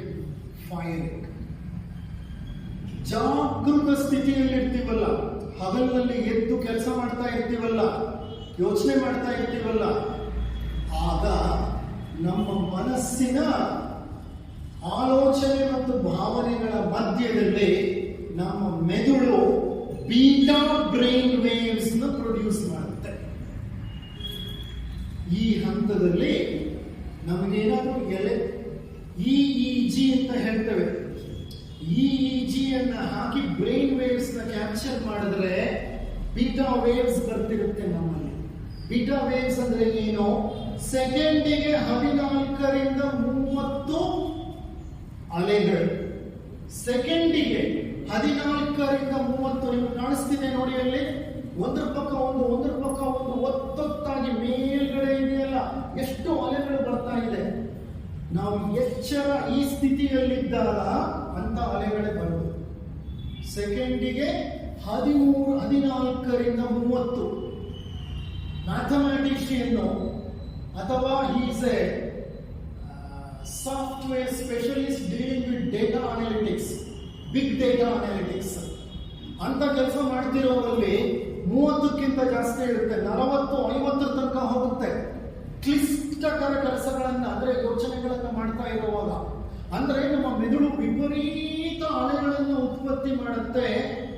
ನಾವು ಡಿಸ್ಟರ್ಬ್ ಆಗಿದ್ದಾಗ, ವಿಪರೀತ ಆಕ್ಯುಪೈಡ್ ಆಗಿದ್ದಾಗ, ಒತ್ತಡದಲ್ಲಿದ್ದಾಗ, ಗಾಬರಿಯಲ್ಲಿದ್ದಾಗ, ಹೆದರಿಕೆಯಲ್ಲಿದ್ದಾಗ ಬೀಟಾ ವೇವ್ಸ್ 14 to 30 ಹರ್ಟ್ಸ್ ಅಂದ್ರೆ 14 to 30 ಸೈಕಲ್ಸ್ ಪರ್ ಸೆಕೆಂಡ್, ಅಷ್ಟು ಅಲೆಗಳು ಉತ್ಪತ್ತಿಯಾಗುತ್ತೆ. ಇದು ನಮ್ಮ ಸಾಮಾನ್ಯ ಸ್ಥಿತಿ. ಆದರೆ ಯಾವಾಗ ನಾವು ಧಾರಣವನ್ನು ತಲುಪ್ತೀವೋ, ಪತಂಜಲಿ ಯೋಗ ಸೂತ್ರಗಳ ಪ್ರಕಾರ ಧಾರಣ ಎಷ್ಟನೇ ಘಟ್ಟ ಹೇಳಿ? ಯಮ, ನಿಯಮ, ಆಸನ, ಪ್ರಾಣಾಯಾಮ, ಪ್ರತ್ಯಾಹಾರ, ಧಾರಣ. 6ನೇ ಘಟ್ಟ. ಧಾರಣಕ್ಕೆ ತಲುಪಿದಾಗ ಈ ಅಲೆಗಳ ಉತ್ಪತ್ತಿ ಏನಾಗುತ್ತೆ? ಕಡಿಮೆ. From beta we shift to alpha. ಧಾರಣದ ಸ್ಥಿತಿಯಲ್ಲಿ ಕೆಳಗಿನ ಹಂತದ ಬೀಟಾ ಅಲೆಗಳು ಉತ್ಪತ್ತಿಯಾಗುತ್ತೆ. 14, 15, 16, 13, 12 ಅಲ್ಲಿ ಆಸಿಲೇಟ್ ಆಗ್ತಾ ಇರುತ್ತೆ.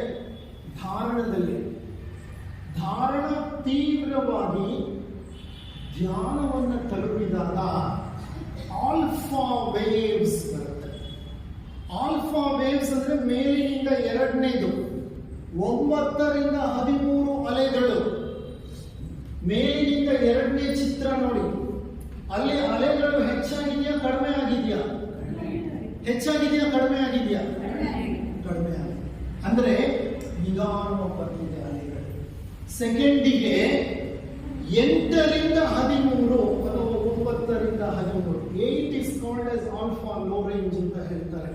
ಓಕೆ, ಯಾವಾಗ ಮೆದುಳಿನ ಅಲೆಗಳು ಈ ಕ್ರಮಕ್ಕೆ ಬರುತ್ತೋ, ಆಲ್ಫಾದ ಕೆಳ ಹಂತವನ್ನು ತಲುಪುತ್ತೋ, 9, 8 ಅನ್ನೋ ಸೈಕಲ್ಗೆ ಇಳಿಯುತ್ತೋ, ಆಗ precisely the person will slip into meditation. It is called alpha meditation. Meditation itself is called alpha meditation. ಈಗ ನಿಮ್ಮ ಪ್ರಜ್ಞೆ ಏನಾಗಿದೆ?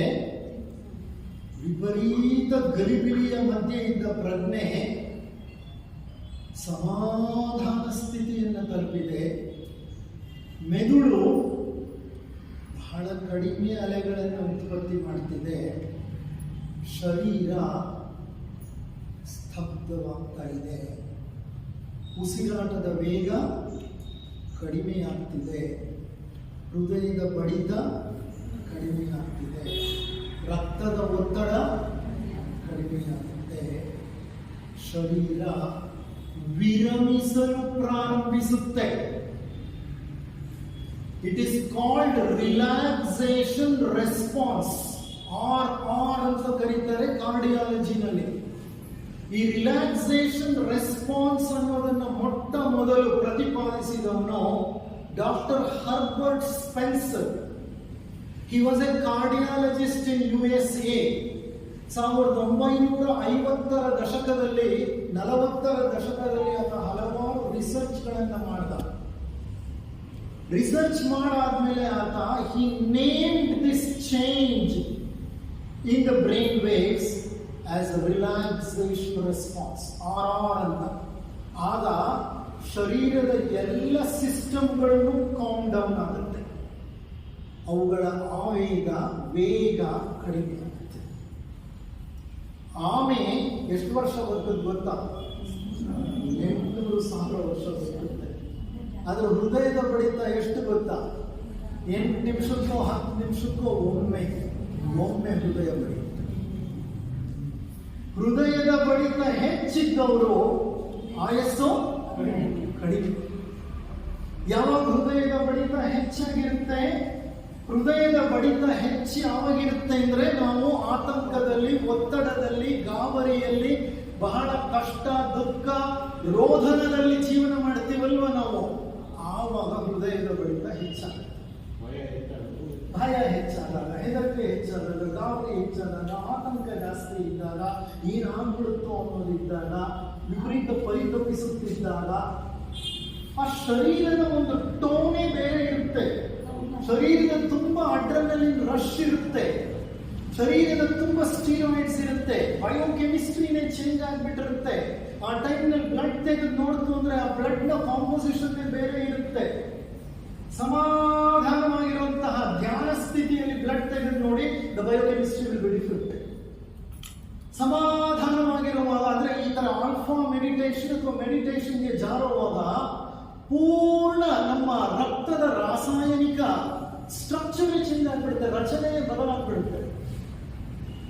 ಅಂದ್ರೆ ಬೀಟಾಯಿಂದ ಆಲ್ಫಾಗೆ ಬಂತು ಅಲೆಗಳು. ಇನ್ನೂ ನೀವು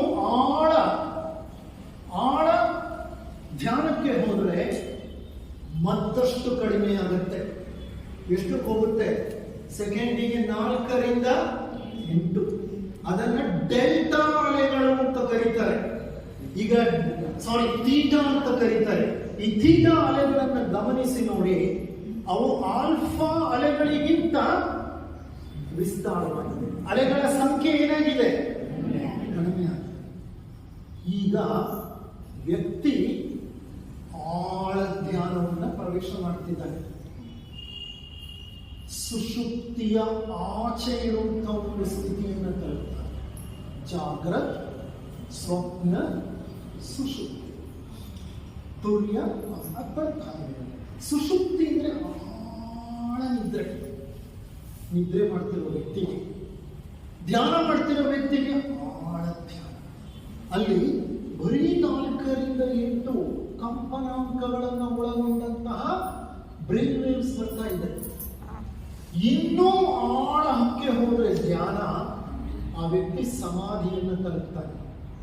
ಸಮಾಧಿ ಸ್ಥಿತಿಯನ್ನು ತಲುಪಿದಾಗ ಅದರ ಮೆದುಳಿನಿಂದ ಒನ್ನೂ ಇಲ್ಲ. ನಾನು 0.5 ಅಂತಾನು ನೋಡಿದ್ದೀನಿ ಕೆಲವು ಆರ್ಟಿಕಲ್ಸ್ ಅಲ್ಲಿ. 0.5 to 3 ಅಂದ್ರೆ ಸೆಕೆಂಡಿಗೆ ಅರ್ಧ ಅಲೆಯಿಂದ 3 ಅಲೆಗಳು ಹೊರಗೆ. ಎಷ್ಟು ಕಡಿಮೆ ಆಗೋಯ್ತು ನೋಡಿ. ಯಾವಾಗ ಬ್ರೈನ್ ವೇವ್ಸ್ ಫ್ರೀಕ್ವೆನ್ಸಿ ಕಡಿಮೆ ಆಗುತ್ತೋ ಆಗ ಶರೀರವೆಲ್ಲ ಬದಲಾವಣೆ ಹೊಂದಿಬಿಡುತ್ತೆ. ಪೂರ್ಣ ವಿರಾಮ ಸ್ಥಿತಿಯನ್ನು ತಲುಪುತ್ತೆ ಶರೀರ. ನಿಮ್ಮ ಪ್ರಜ್ಞೆ ಸ್ಥೂಲ ಶರೀರವನ್ನು ಬಿಟ್ಟು ಭಾವನಾ ಶರೀರವನ್ನು ದಾಟಿ ಮನೋಶರೀರವನ್ನು ದಾಟಿ ಮನಸ್ಸಿಗೆ ಅತೀತವಾದ ಒಂದು ಸ್ಥಿತಿಯನ್ನು ತಲುಪುತ್ತೆ. ಮನಸ್ಸಿಗೆ ಅತೀತವಾದ ಸ್ಥಿತಿ. ಆಗ ಬಹಳಷ್ಟು ಬದಲಾವಣೆಗಳಾಗತ್ತೆ. ಏನು ಬದಲಾವಣೆಗಳಾಗತ್ತೆ ಗಮನಿಸಿ ನೋಡೋಣ.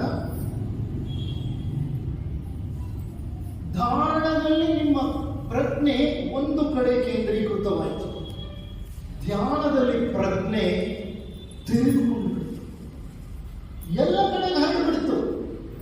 When consciousness is everywhere, it is nowhere ಅಂತ ಅರ್ಥ. ಒಂದು ಸ್ಥಳದಲ್ಲಿ ಇಲ್ಲ, ಎಲ್ಲ ಕಡೆ ಹತ್ಕೊಂಡು ಬಿಟ್ಟಿದೆ. ಎಲ್ಲ ಕಡೆ ವಿಶ್ವವ್ಯಾಪಿಯಾಗಿ ಹರಡ್ಕೊಂಡು ಬಿಟ್ಟಿದೆ.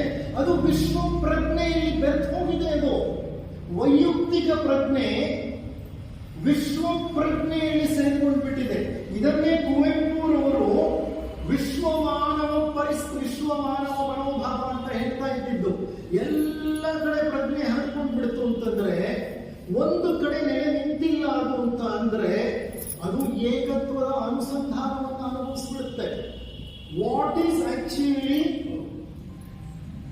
ಯೂನಿಟಿ? ಏಕತ್ವ ಅಂದ್ರೆ ಏನು?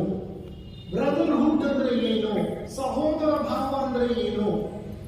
ಇದು ಅರ್ಥ ಆಗ್ಬೇಕಂದ್ರೆ ಅಂಥ ಒಂದು ಸ್ಥಿತಿಯನ್ನು ತಲುಪಬೇಕು. ನಮ್ಮ ಫೋಕಸ್ಸು ನ್ಯಾರೋ ಇಂದ ಓಪನ್ ಫೋಕಸ್ ಆಗುತ್ತೆ. ಆ ಹಂತದಲ್ಲಿ ಏನಾಗುತ್ತೆ? ಅಂದ್ರೆ 3 ಮುಖ್ಯ ಬದಲಾವಣೆಗಳಾಗುತ್ತೆ. From some body I will become no body. ಅಲ್ಲಿವರೆಗೂ ನಾನು ನಾಗೇಶ್, ನನ್ನ ಹೆಸರು ಗೊತ್ತು ನನಗೆ, I am a doctor, I am retired person, I have a wife, I have a daughter, my house is here. ಈ ಅಹಂ ಕೆಲಸ ಮಾಡ್ತಿದ್ವಿ. ಅಹಂಗೆ ಇದೆಲ್ಲನೂ ಸ್ಟಿಕರ್ಸ್ ಇದು. ಅಹಂ ಭಾವನೆ ಇದೆಲ್ಲನೂ ನನ್ನನ್ನ ನಾನು ಗುರುತಿಸ್ಕೊಳ್ಳೋದು ಅಹಂ ಭಾವವೇ. ಓಕೆ, ನನಗೆ ಹಲವಾರು ಗುರುತಿನ ಚೀಟಿಗಳು ಅಂಟಿಸಿದೆ, ಪ್ರಪಂಚನೂ ಅಂಟಿಸಿದೆ, ನಾನು ಅಂಟಿಸ್ಕೊಂಡಿದ್ದೀನಿ. ನನ್ನದೇ ಆದ ಒಂದು ಐಡೆಂಟಿಟಿನ ನಾನು ಕ್ರಿಯೇಟ್ ಮಾಡಿಕೊಂಡು I sticking to that identity. That identity is called as ego. ಅದನ್ನೇ ಅಹಂ ಅಂತ ಹೇಳೋದು. ಯಾವಾಗ ನಾವು ಧ್ಯಾನದ ಆಳವನ್ನು ತಲುಪ್ತೀವೋ I move from some body to no body. ಅಂದ್ರೆ ನನಗೆ ಆ ಶರೀರ ಪ್ರಜ್ಞೆ ಇರೋದಿಲ್ಲ, ನಾನು ವಿಶ್ವ ಪ್ರಜ್ಞೆಯಲ್ಲಿ ಒಂದಾಗ್ತಾ ಇರ್ತೀನಿ. ನಾನು from somewhere I will move to nowhere. ಎಲ್ಲೋ ಇದ್ದೀನಿ ನಾವು ಅನ್ನುವಂಥ ಒಂದು ಭಾವ ಇರುತ್ತೆ. ಆಗ ನಾನು ಎಲ್ಲಿದ್ದೀನಿ ಅನ್ನೋದು ನನ್ನ ಪರಿಗ್ರಹಕ್ಕೆ ಬರೋದಿಲ್ಲ. From linear time to no time, ಕಾಲದ ಲಿಮಿಟ್ ಇಂದ ಕಾಲಾತೀತ ಸ್ಥಿತಿಗೆ ಹೋಗ್ತೀನಿ. I will go beyond time. I transcend my ego.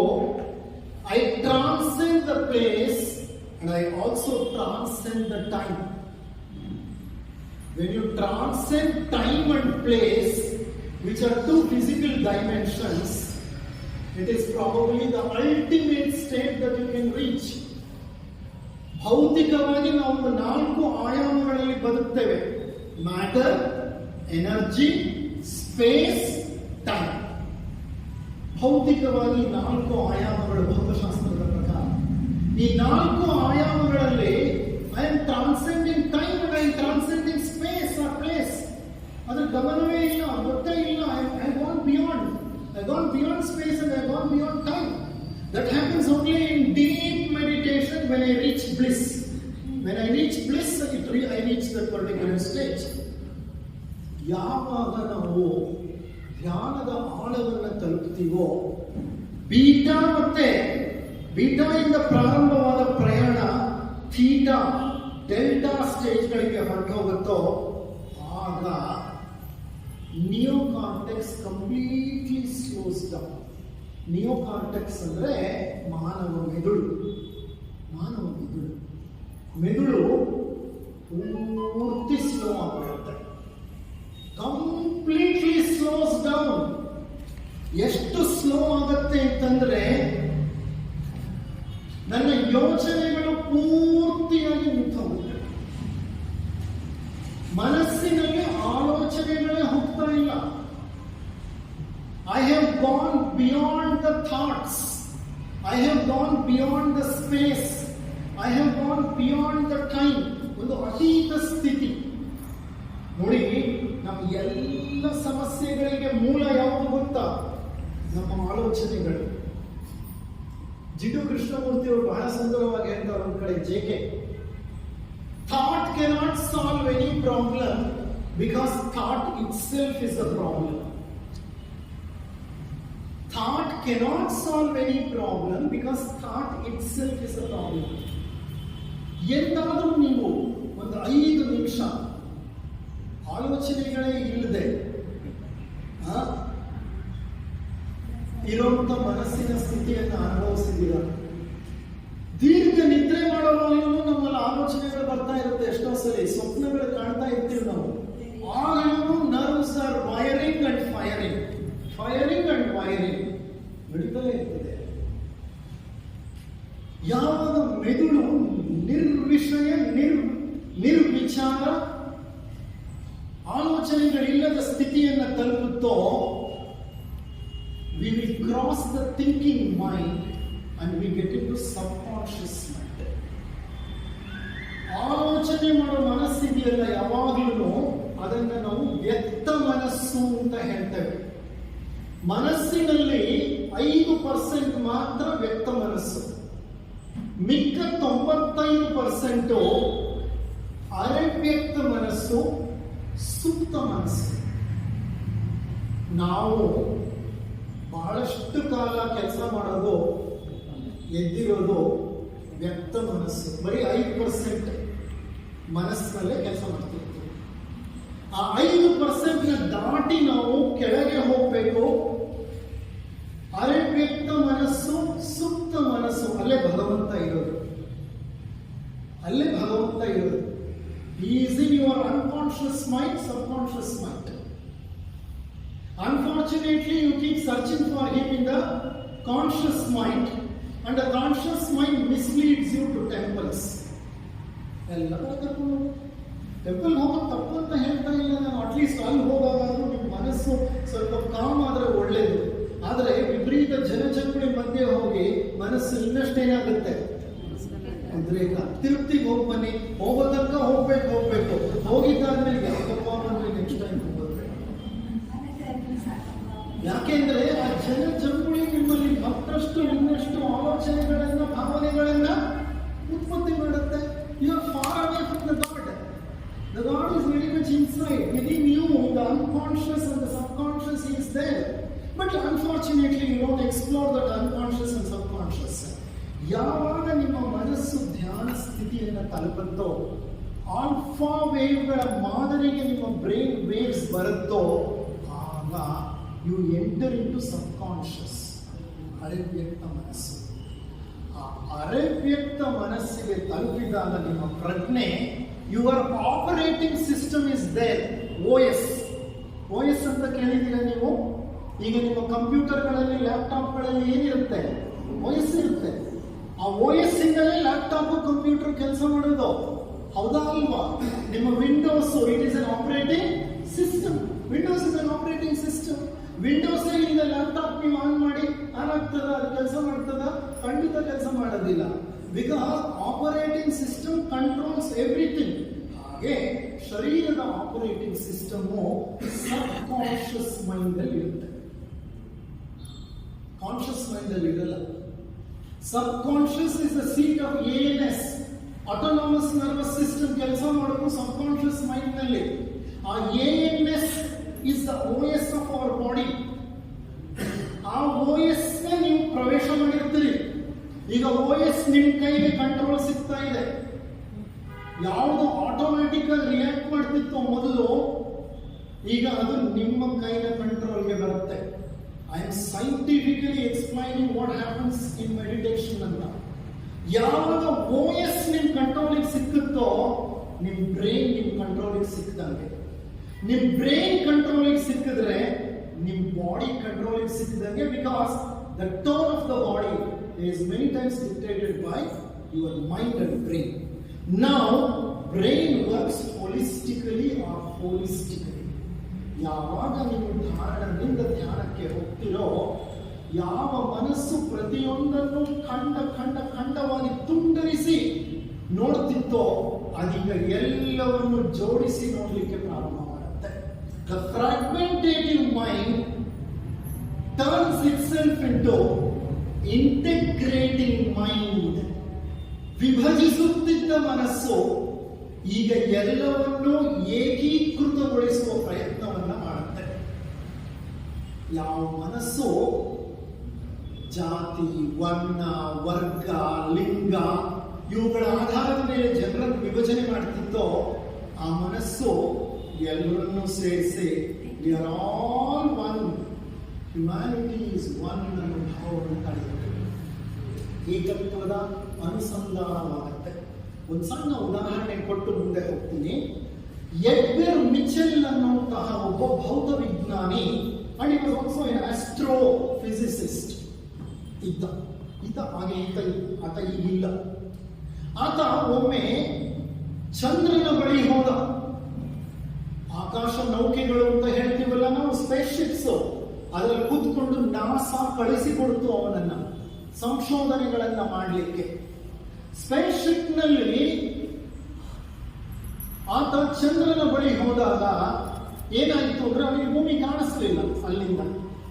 ಯಾಕೆ ಅಂದ್ರೆ ಚಂದ್ರ ಇಲ್ಲಿ, ಭೂಮಿ ಇಲ್ಲಿ, ಅವನು ಚಂದ್ರನ ಈ ಭಾಗವನ್ನ ತಲುಪಿದ್ದಾನೆ, ಅವನಿಗೆ ಭೂಮಿ ಕಾಣಿಸ್ಲಿಲ್ಲ, ಅಡ್ಡ ಬಂತು. ಅವನು ಚಂದ್ರನ ಸುತ್ತಲೂ ಸ್ಪೇಸ್ ಶಿಪ್ ಅಲ್ಲಿ ಇಲ್ಲಿ ಸುತ್ತಾ ಇದ್ದಾನೆ. ಇಲ್ಲಿದೆ ಅವನ ಸ್ಪೇಸ್ ಶಿಪ್, ಚಂದ್ರ ಇಲ್ಲಿ, ಭೂಮಿ ಅಲ್ಲಿ, ಚಂದ್ರ ಅಡ್ಡ, ಕಾಣಿಸ್ಲಿಲ್ಲ ಅವನಿಗೆ. ಇದೇನು ಭೂಮಿ ಕಾಣಿಸ್ಲಿಲ್ಲ ಅಂತ ಚಡಪಡಿಸ್ದ. ಆಮೇಲೆ ಗೊತ್ತಾಯ್ತು ಅವನಿಗೆ, ವಿಜ್ಞಾನಿ ಅವನಿಗೆ ಅರ್ಥ ಆಯ್ತು, I am on the other side of the moon, let me wait ಅಂತ. ಹಾಗೆಯೇ ವೇಟ್ ಮಾಡ್ತಾ ಇದ್ದ. ಚಂದ್ರನು ಸುತ್ತುತ್ತಿದೆ, ಭೂಮಿನೂ ಸುತ್ತುತ್ತಿದೆ ತನ್ನ ಅಕ್ಷದ ಮೇಲೆ. ಭೂಮಿ ಎಷ್ಟು ವೇಗವಾಗಿ ಸುತ್ತುತ್ತೆ ಗೊತ್ತಾ? ಅಕ್ಷದ ಮೇಲೆ ಬೊಬ್ಬರಿ ತರ ಸುತ್ತಿದೆ. ಯಾವ ವೇಗದಲ್ಲಿ ಸುತ್ತುತ್ತಿದೆ ಗೊತ್ತಾ? ಏನು? 1 ಗಂಟೆಗೆ 61,000 ಕಿಲೋಮೀಟರ್ ವೇಗದಲ್ಲಿ ಸುತ್ತಾ ಇದೆ. 1 ಗಂಟೆಗೆ 61,000 ಕಿಲೋಮೀಟರ್ ವೇಗದಲ್ಲಿ. ಗೊತ್ತಾಗ್ತಿದ್ಯಾ ನಿಮ್ಗೆ?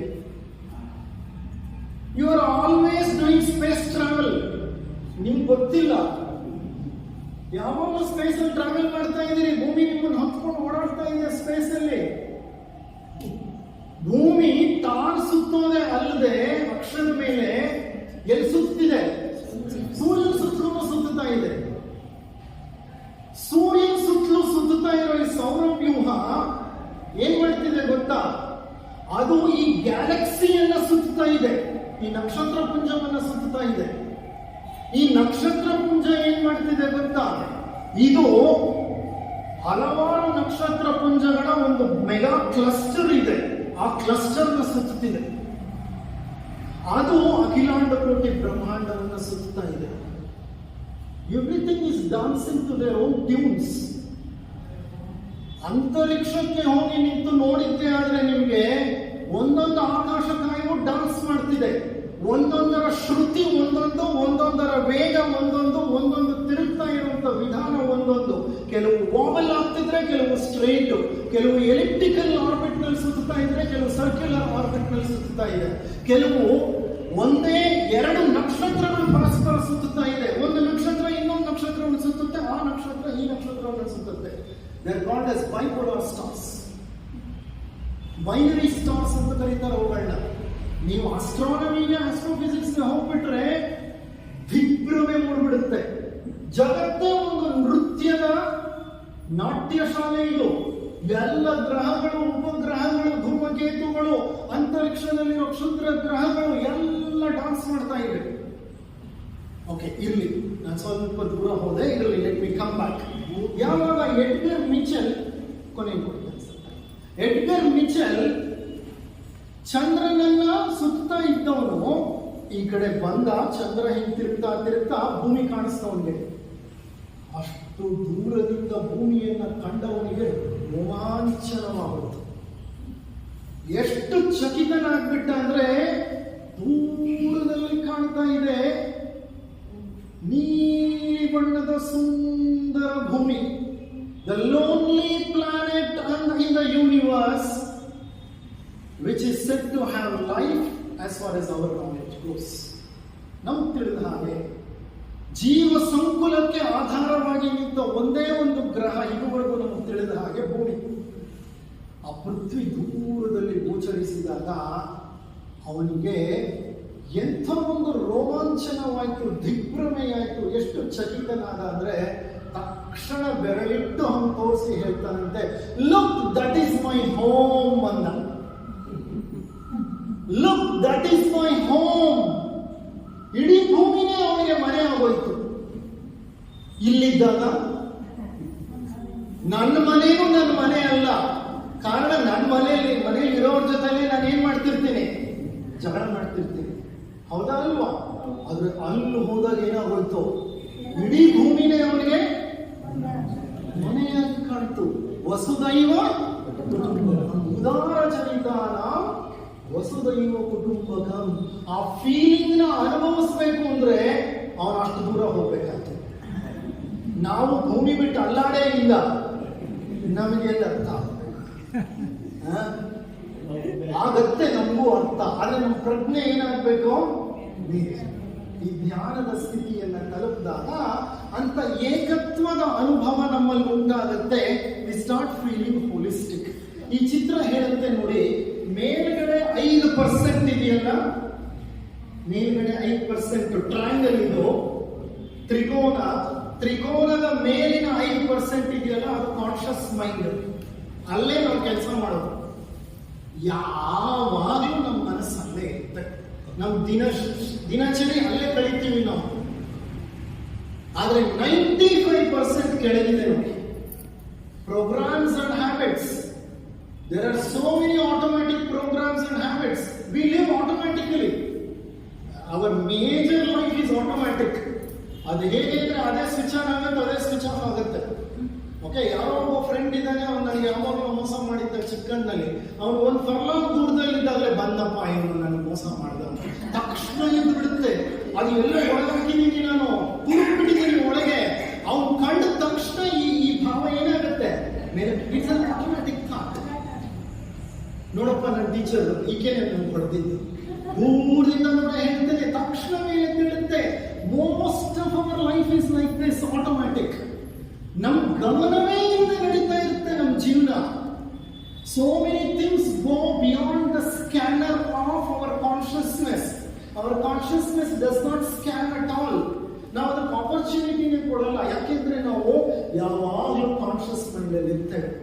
ಯಾವಾಗ ನಾವು ಕಾನ್ಷಿಯಸ್ ಮೈಂಡ್ ಇಂದ ಸಬ್ ಕಾನ್ಷಿಯಸ್ ಅನ್ಕಾನ್ಷಿಯಸ್ ಮೈಂಡ್ಗೆ ಇಳಿತೀವೋ, ಆಗ ನೋಡಿ ನಮ್ಮ ಹಲವಾರು ಸಮಸ್ಯೆಗಳಿಗೆ ಪರಿಹಾರ ಸಿಕ್ಕತ್ತೆ. ಅಧ್ಯಾತ್ಮದ ಪರಿಚಯವಾಗುತ್ತೆ. ಅಲ್ಲಿವರೆಗೂ ಪರಿಚಯ ಆಗಲ್ಲ. ಅಲ್ಲಿವರೆಗೂ ಏನಿದ್ರು ಕೇಳ್ತೀನಿ, ಕೇಳಿ ತಿಳ್ಕೊತೀನಿ, ಸ್ವಂತ ಅನುಭವ ನಿಮ್ಗೆ ಇರೋದಿಲ್ಲ. ಇರಲಿ, ಅದನ್ನೇ ಕಾನ್ಷಿಯಸ್ ಮೈಂಡ್ ಇಂದ ಸಬ್ ಕಾನ್ಷಿಯಸ್ಗೆ ಪ್ರವೇಶ ಮಾಡಿ ಥೀಟಾ ಮತ್ತು ಡೆಲ್ಟಾ ಅಲೆಗಳನ್ನು ಮೆದುಳು ಉತ್ಪತ್ತಿ ಮಾಡುತ್ತೋ ಆಗ ಶರೀರದಲ್ಲಿ ಒಂದು ಮುಖ್ಯ ಬದಲಾವಣೆ ಆಗುತ್ತೆ. ಏನದು ಬದಲಾವಣೆ? ನಮ್ಮ ಸ್ಥೂಲ ಶರೀರದ ಸುತ್ತಲೂ ಒಳಗೂ ಹೊರಗೂ ಪ್ರಾಣ ಶರೀರ ಇದೆ. ಇದು ನಿಮ್ಗೆ ಗೊತ್ತಿಲ್ಲ. ನಾವು ವಿರಜಾ ಮಂತ್ರ ಹೇಳುವಾಗ, ಬೆಳಿಗ್ಗೆ ಜ್ಯೋತಿ ಪೂಜೆ ಮಾಡುವಾಗ ಹೇಳಿದ್ವಿ, ಓಂ ಅನ್ನಮಯ ಪ್ರಾಣಮಯ ಮನೋಮಯ ವಿಜ್ಞಾನಮಯ ಆನಂದಮಯ ಮೇ ಶುದ್ಧ್ಯಂತ ಜ್ಯೋತಿರಹಂ ವಿರಜಾ ವಿಪಾತ್ಮ ಭೂಯ ಸಂಸ್ವಾಹ ಅಂತ ಹೇಳಿದ್ವಿ. ಅಂದ್ರೆ ನಮ್ಮ ಪಂಚ ಶರೀರಗಳನ್ನ ಶುದ್ಧ ಮಾಡಿಕೊಂಡು ಪೂಜೆ ಕುಳಿತುಕೊಂಡ್ವಿ ನಾವು ವಿರಜಾ ಮಂತ್ರದಲ್ಲಿ. ಅನ್ನಮಯ ಪ್ರಾಣಮಯ ಮನೋಮಯ ವಿಜ್ಞಾನಮಯ ಆನಂದಮಯ 5 ಶರೀರಗಳಿದೆ ನಮಗೆ. ನಮ್ಗೆ ಗೊತ್ತಿರೋದು ಇದಾದ್ರೂ ಗೊತ್ತಿದ್ಯಾ? ನಿಮ್ಮ ಹೃದಯನ ನೀವು ನೋಡಿದ್ದೀರಾ? ನೋಡಿಲ್ಲ. ನಿಮ್ ಬ್ರೈನ್ ನೋಡಿದ್ದೀರಾ? ಇಲ್ಲ. ಇದು ಹೇಗೆ ಪರಿಚಯ? ಹೊರಗಿನಿಂದ ನೋಡಿರೋ ಶರೀರ. ಈ ಶರೀರ ಹೇಗೆ ಗೊತ್ತಾ? ಅಲೆಕ್ಸಿಸ್ ಕ್ಯಾರಲ್ ಅಂತ ಒಬ್ಬ ನೋಬೆಲ್ ಪಾರಿತೋಷಕ ಪಡೆದ ಡಾಕ್ಟರ್ ಇದ್ದ. ಅದು 1960s if I am right, or 50s ಒಂದು ಪುಸ್ತಕ ಬರೆದಿದ್ದಾರೆ, man the unknown. Alexis Carrel, doctor Alexis Carrel. ಆತ ಅದರಲ್ಲಿ ಹೇಳ್ತಾನೆ, ಮನುಷ್ಯನ ಶರೀರದಲ್ಲಿ ಕೋಟ್ಯಾಂತರ ಜೀವಕಣಗಳು ಉತ್ಪತ್ತಿ ಆಗ್ತಾ ಇರುತ್ತೆ, ನಾಶ ಆಗ್ತಾ ಇರುತ್ತೆ. This is a place where creation, sustenance and dissolution keeps happening moment to moment. Doctor Srinivas Shettar ಇಲ್ಲೇ ಇದ್ದಾರೆ, ಮೈಕ್ರೋಬಯಾಲಜಿ. ಅವ್ರು ಲ್ಯಾಬ್ ಇಟ್ಕೊಂಡಿದ್ದಾರೆ. ಕೇಳಿ, ರಕ್ತದ ಒಂದು ಹನಿಯನ್ನ ತಗೊಂಡು ಸ್ಲೈಡ್ ನಲ್ಲಿ ನೋಡಿದ್ರೆ ಕೆಂಪು ರಕ್ತ ಕಣಗಳ ವಿವಿಧ ರಕ್ತ ಕಣಗಳು ಕಾಣಿಸುತ್ತೆ. ಪ್ರೋಟೋ ಆರ್ಬಿಸಿಸ್ ಕಾಣಿಸುತ್ತೆ, ಮೆಚ್ಯೂರ್ ಆರ್ಬಿಸಿಸ್ ಕಾಣಿಸುತ್ತೆ, ಸೆರೈಲ್ ಆರ್ಬಿಸಿಸ್ ಕಾಣಿಸುತ್ತೆ. ಹೌದಾ ಇಲ್ವಾ ಸರ್? ಎಷ್ಟೋ ಸಾಯ್ತಾ ಇರುತ್ತೆ, ಎಷ್ಟೋ ಹುಟ್ಟಿದ್ದು ಆಗ್ತಾನೆ ಹುಟ್ಟಿರೋ ಕಾಣುತ್ತೆ, ಎಷ್ಟೋ ಮಧ್ಯಸ್ಥಿತಿಯಲ್ಲಿರೋದು ಇರ್ತದೆ. ಹೌದಾ ಅಲ್ವಾ? ಇದು ಹೇಗೆ ಅಂದ್ರೆ ಪ್ರತಿನಿತ್ಯ ಸತ್ತು ಪ್ರತಿನಿತ್ಯ ಹುಟ್ಟುತ್ತಾ ಇರುತ್ತೆ ಈ ಶರೀರ. ಇದೆಲ್ಲ ಅದ್ಭುತ. 7 ವರ್ಷಕ್ಕೂ ಒಮ್ಮೆ ನನ್ನ ಶರೀರ ಪೂರ್ತಿ ಹೊಸತಾಗ್ಬಿಡುತ್ತೆ. ಅಂದ್ರೆ 7 years ಬ್ಯಾಕ್ ಇದ್ದಂತ ಒಂದು ಸೆಲ್ಲು ಇವತ್ತಿಲ್ಲ ನನ್ನಲ್ಲಿ. That means to say, once in 7 years my body is completely refurbished.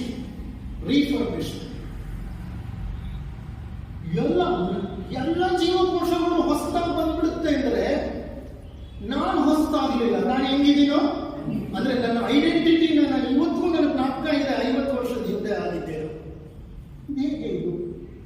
If man is completely becoming new after once in 7 years, how come he carries the memory of so many years back? Puzzle. ಇದೆ ಒಗಟುಗಳು, ಸೃಷ್ಟಿಯ ಮಹಾನ್ ರಹಸ್ಯಗಳು.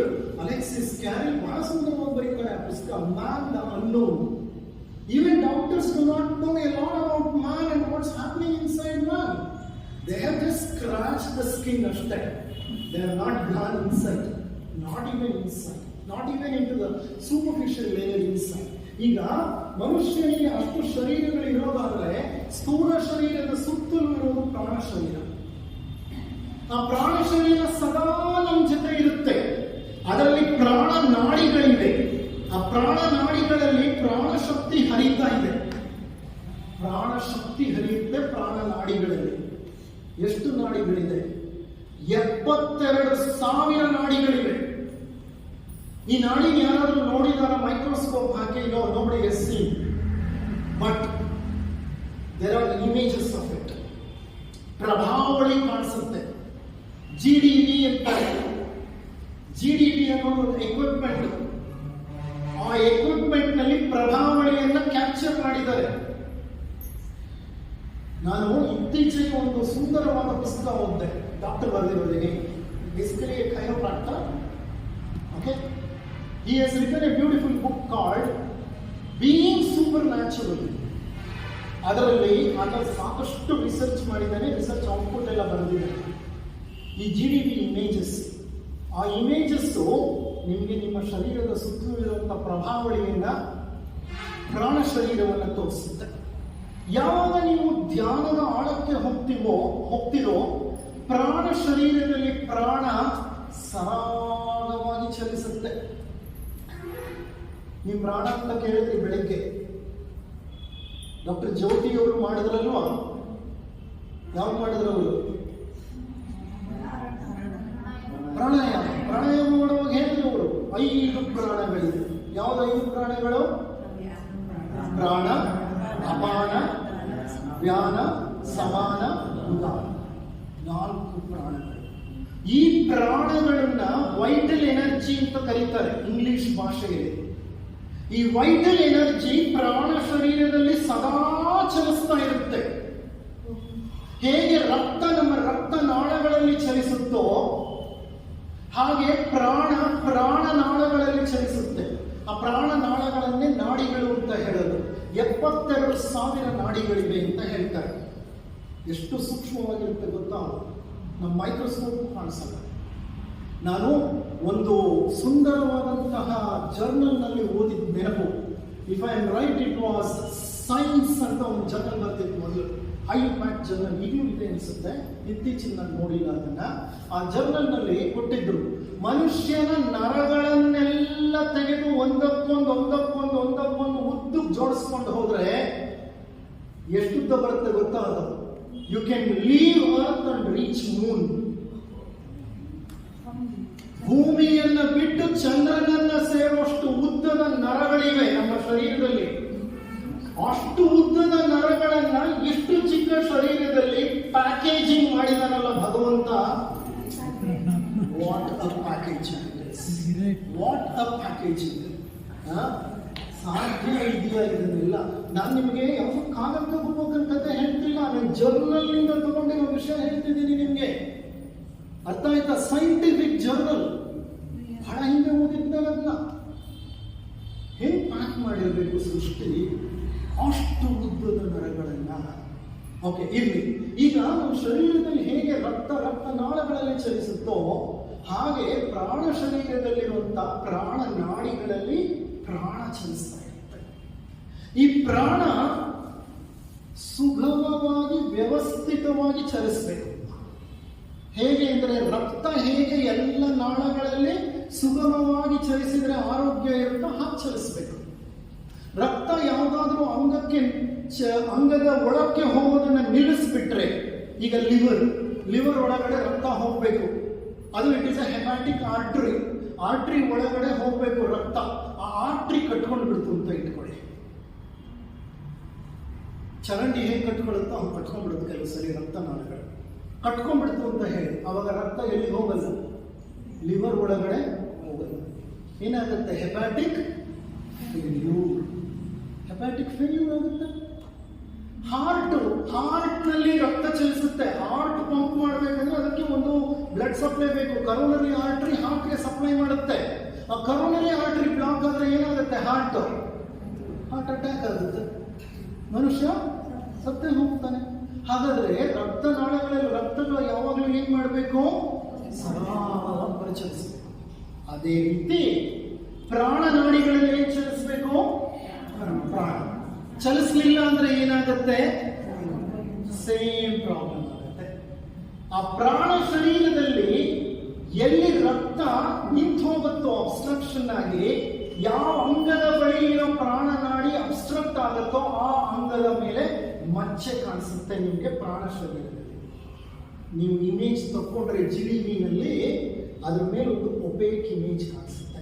ಅದರ ಅರ್ಥ ಏನಂದ್ರೆ, ಬರೀ ಪ್ರಾಣ ಶರೀರಕ್ಕೆ ರೋಗ ಬಂದಿಲ್ಲ. ಯಾವಾಗ ಪ್ರಾಣ ಶರೀರಕ್ಕೆ ರೋಗ ಬರುತ್ತೋ ಅದು ಎಲ್ಲಿ ವ್ಯಕ್ತವಾಗುತ್ತೆ? ಅದು ನಮ್ಮ ಸ್ಥೂಲ ಶರೀರದಲ್ಲಿ ವ್ಯಕ್ತವಾಗುತ್ತೆ.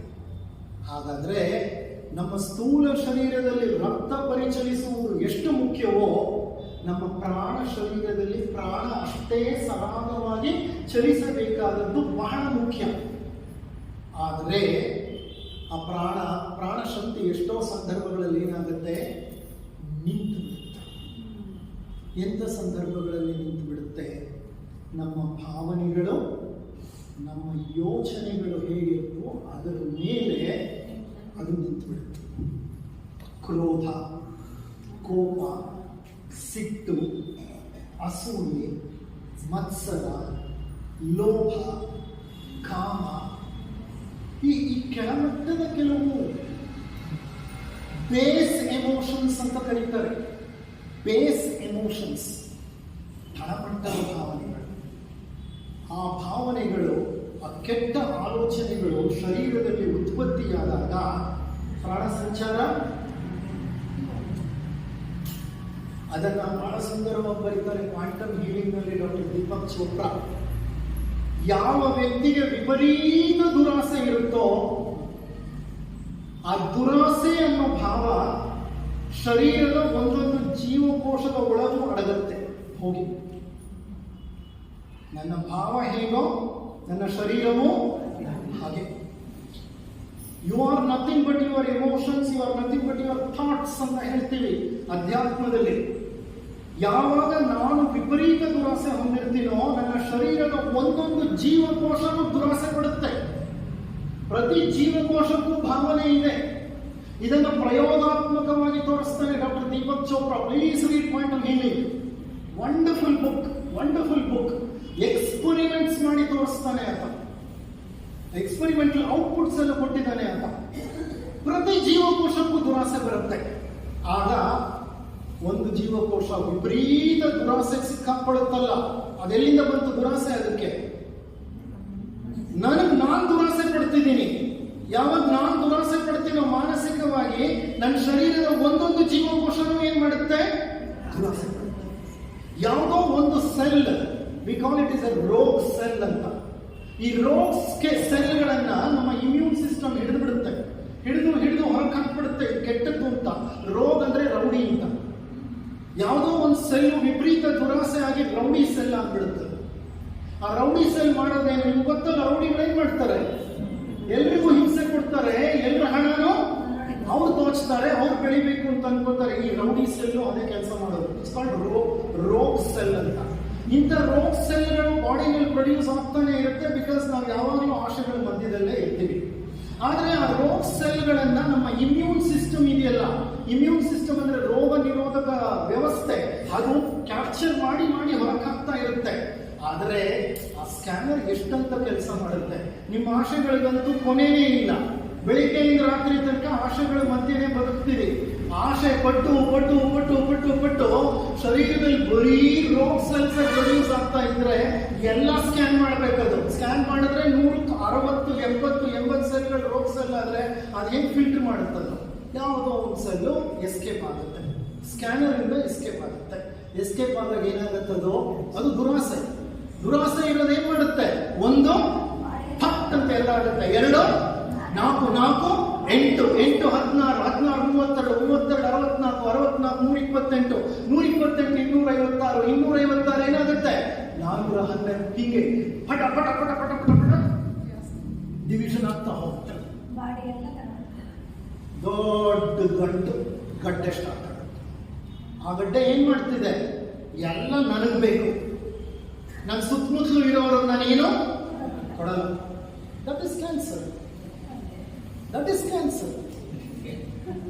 That's nothing but cancer. ಅದನ್ನೇ ಕ್ಯಾನ್ಸರ್ ಅಂತ ಹೇಳೋದು. ಇದೆಲ್ಲಿ ಸ್ಟಾರ್ಟ್ ಆಯಿತು? ಇದನ್ನೆಲ್ಲ ಆ ಪುಸ್ತಕಗಳು ಓದ್ಬಿಟ್ರೆ ನಮ್ಮ ಆಸೆಗಳೇನಾಗಬೇಕು? ಯಾಕಪ್ಪ ಬೇಕು? ಆಶೆನೂ ಬೇಡ, ಕ್ಯಾನ್ಸರ್ನೂ ಬೇಡ. ಇರೋದ್ರಲ್ಲಿ ನೆಮ್ಮದಿಯ ಮನುಷ್ಯ ಇದ್ದು ಬಿಟ್ರೆ ಅದಕ್ಕಿಂತ ಸುಂದರವಾದಂತ ಜೀವನ ಮತ್ತೊಂದು ಇಲ್ಲ. ಇರೋದನ್ನೇ ಬಳಸ್ಕೊಂಡು ಹೋಗ್ಬೇಕು ಸಾರ್ಥಕವಾಗಿ. ನೋಡಿ, ಮನುಷ್ಯನ ದುರಾಸೆ ಪ್ರತಿ ಜೀವಕೋಶದ ಮೇಲೆ ಹೇಗೆ ಪ್ರಭಾವವನ್ನು ಬೀರುತ್ತೆ ಅಂತ. ಅಂದ್ರೆ your body is N image of your thoughts and your feelings. Nothing apart from that.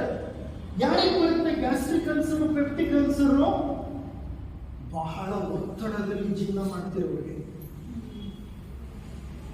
ಯಾರಿಗೆ ಬರುತ್ತೆ ಆಸ್ತಮ? ಬಹಳ ಒತ್ತಡದಲ್ಲಿ ಜೀವನ ಮಾಡ್ತಿರೋರಿಗೆ.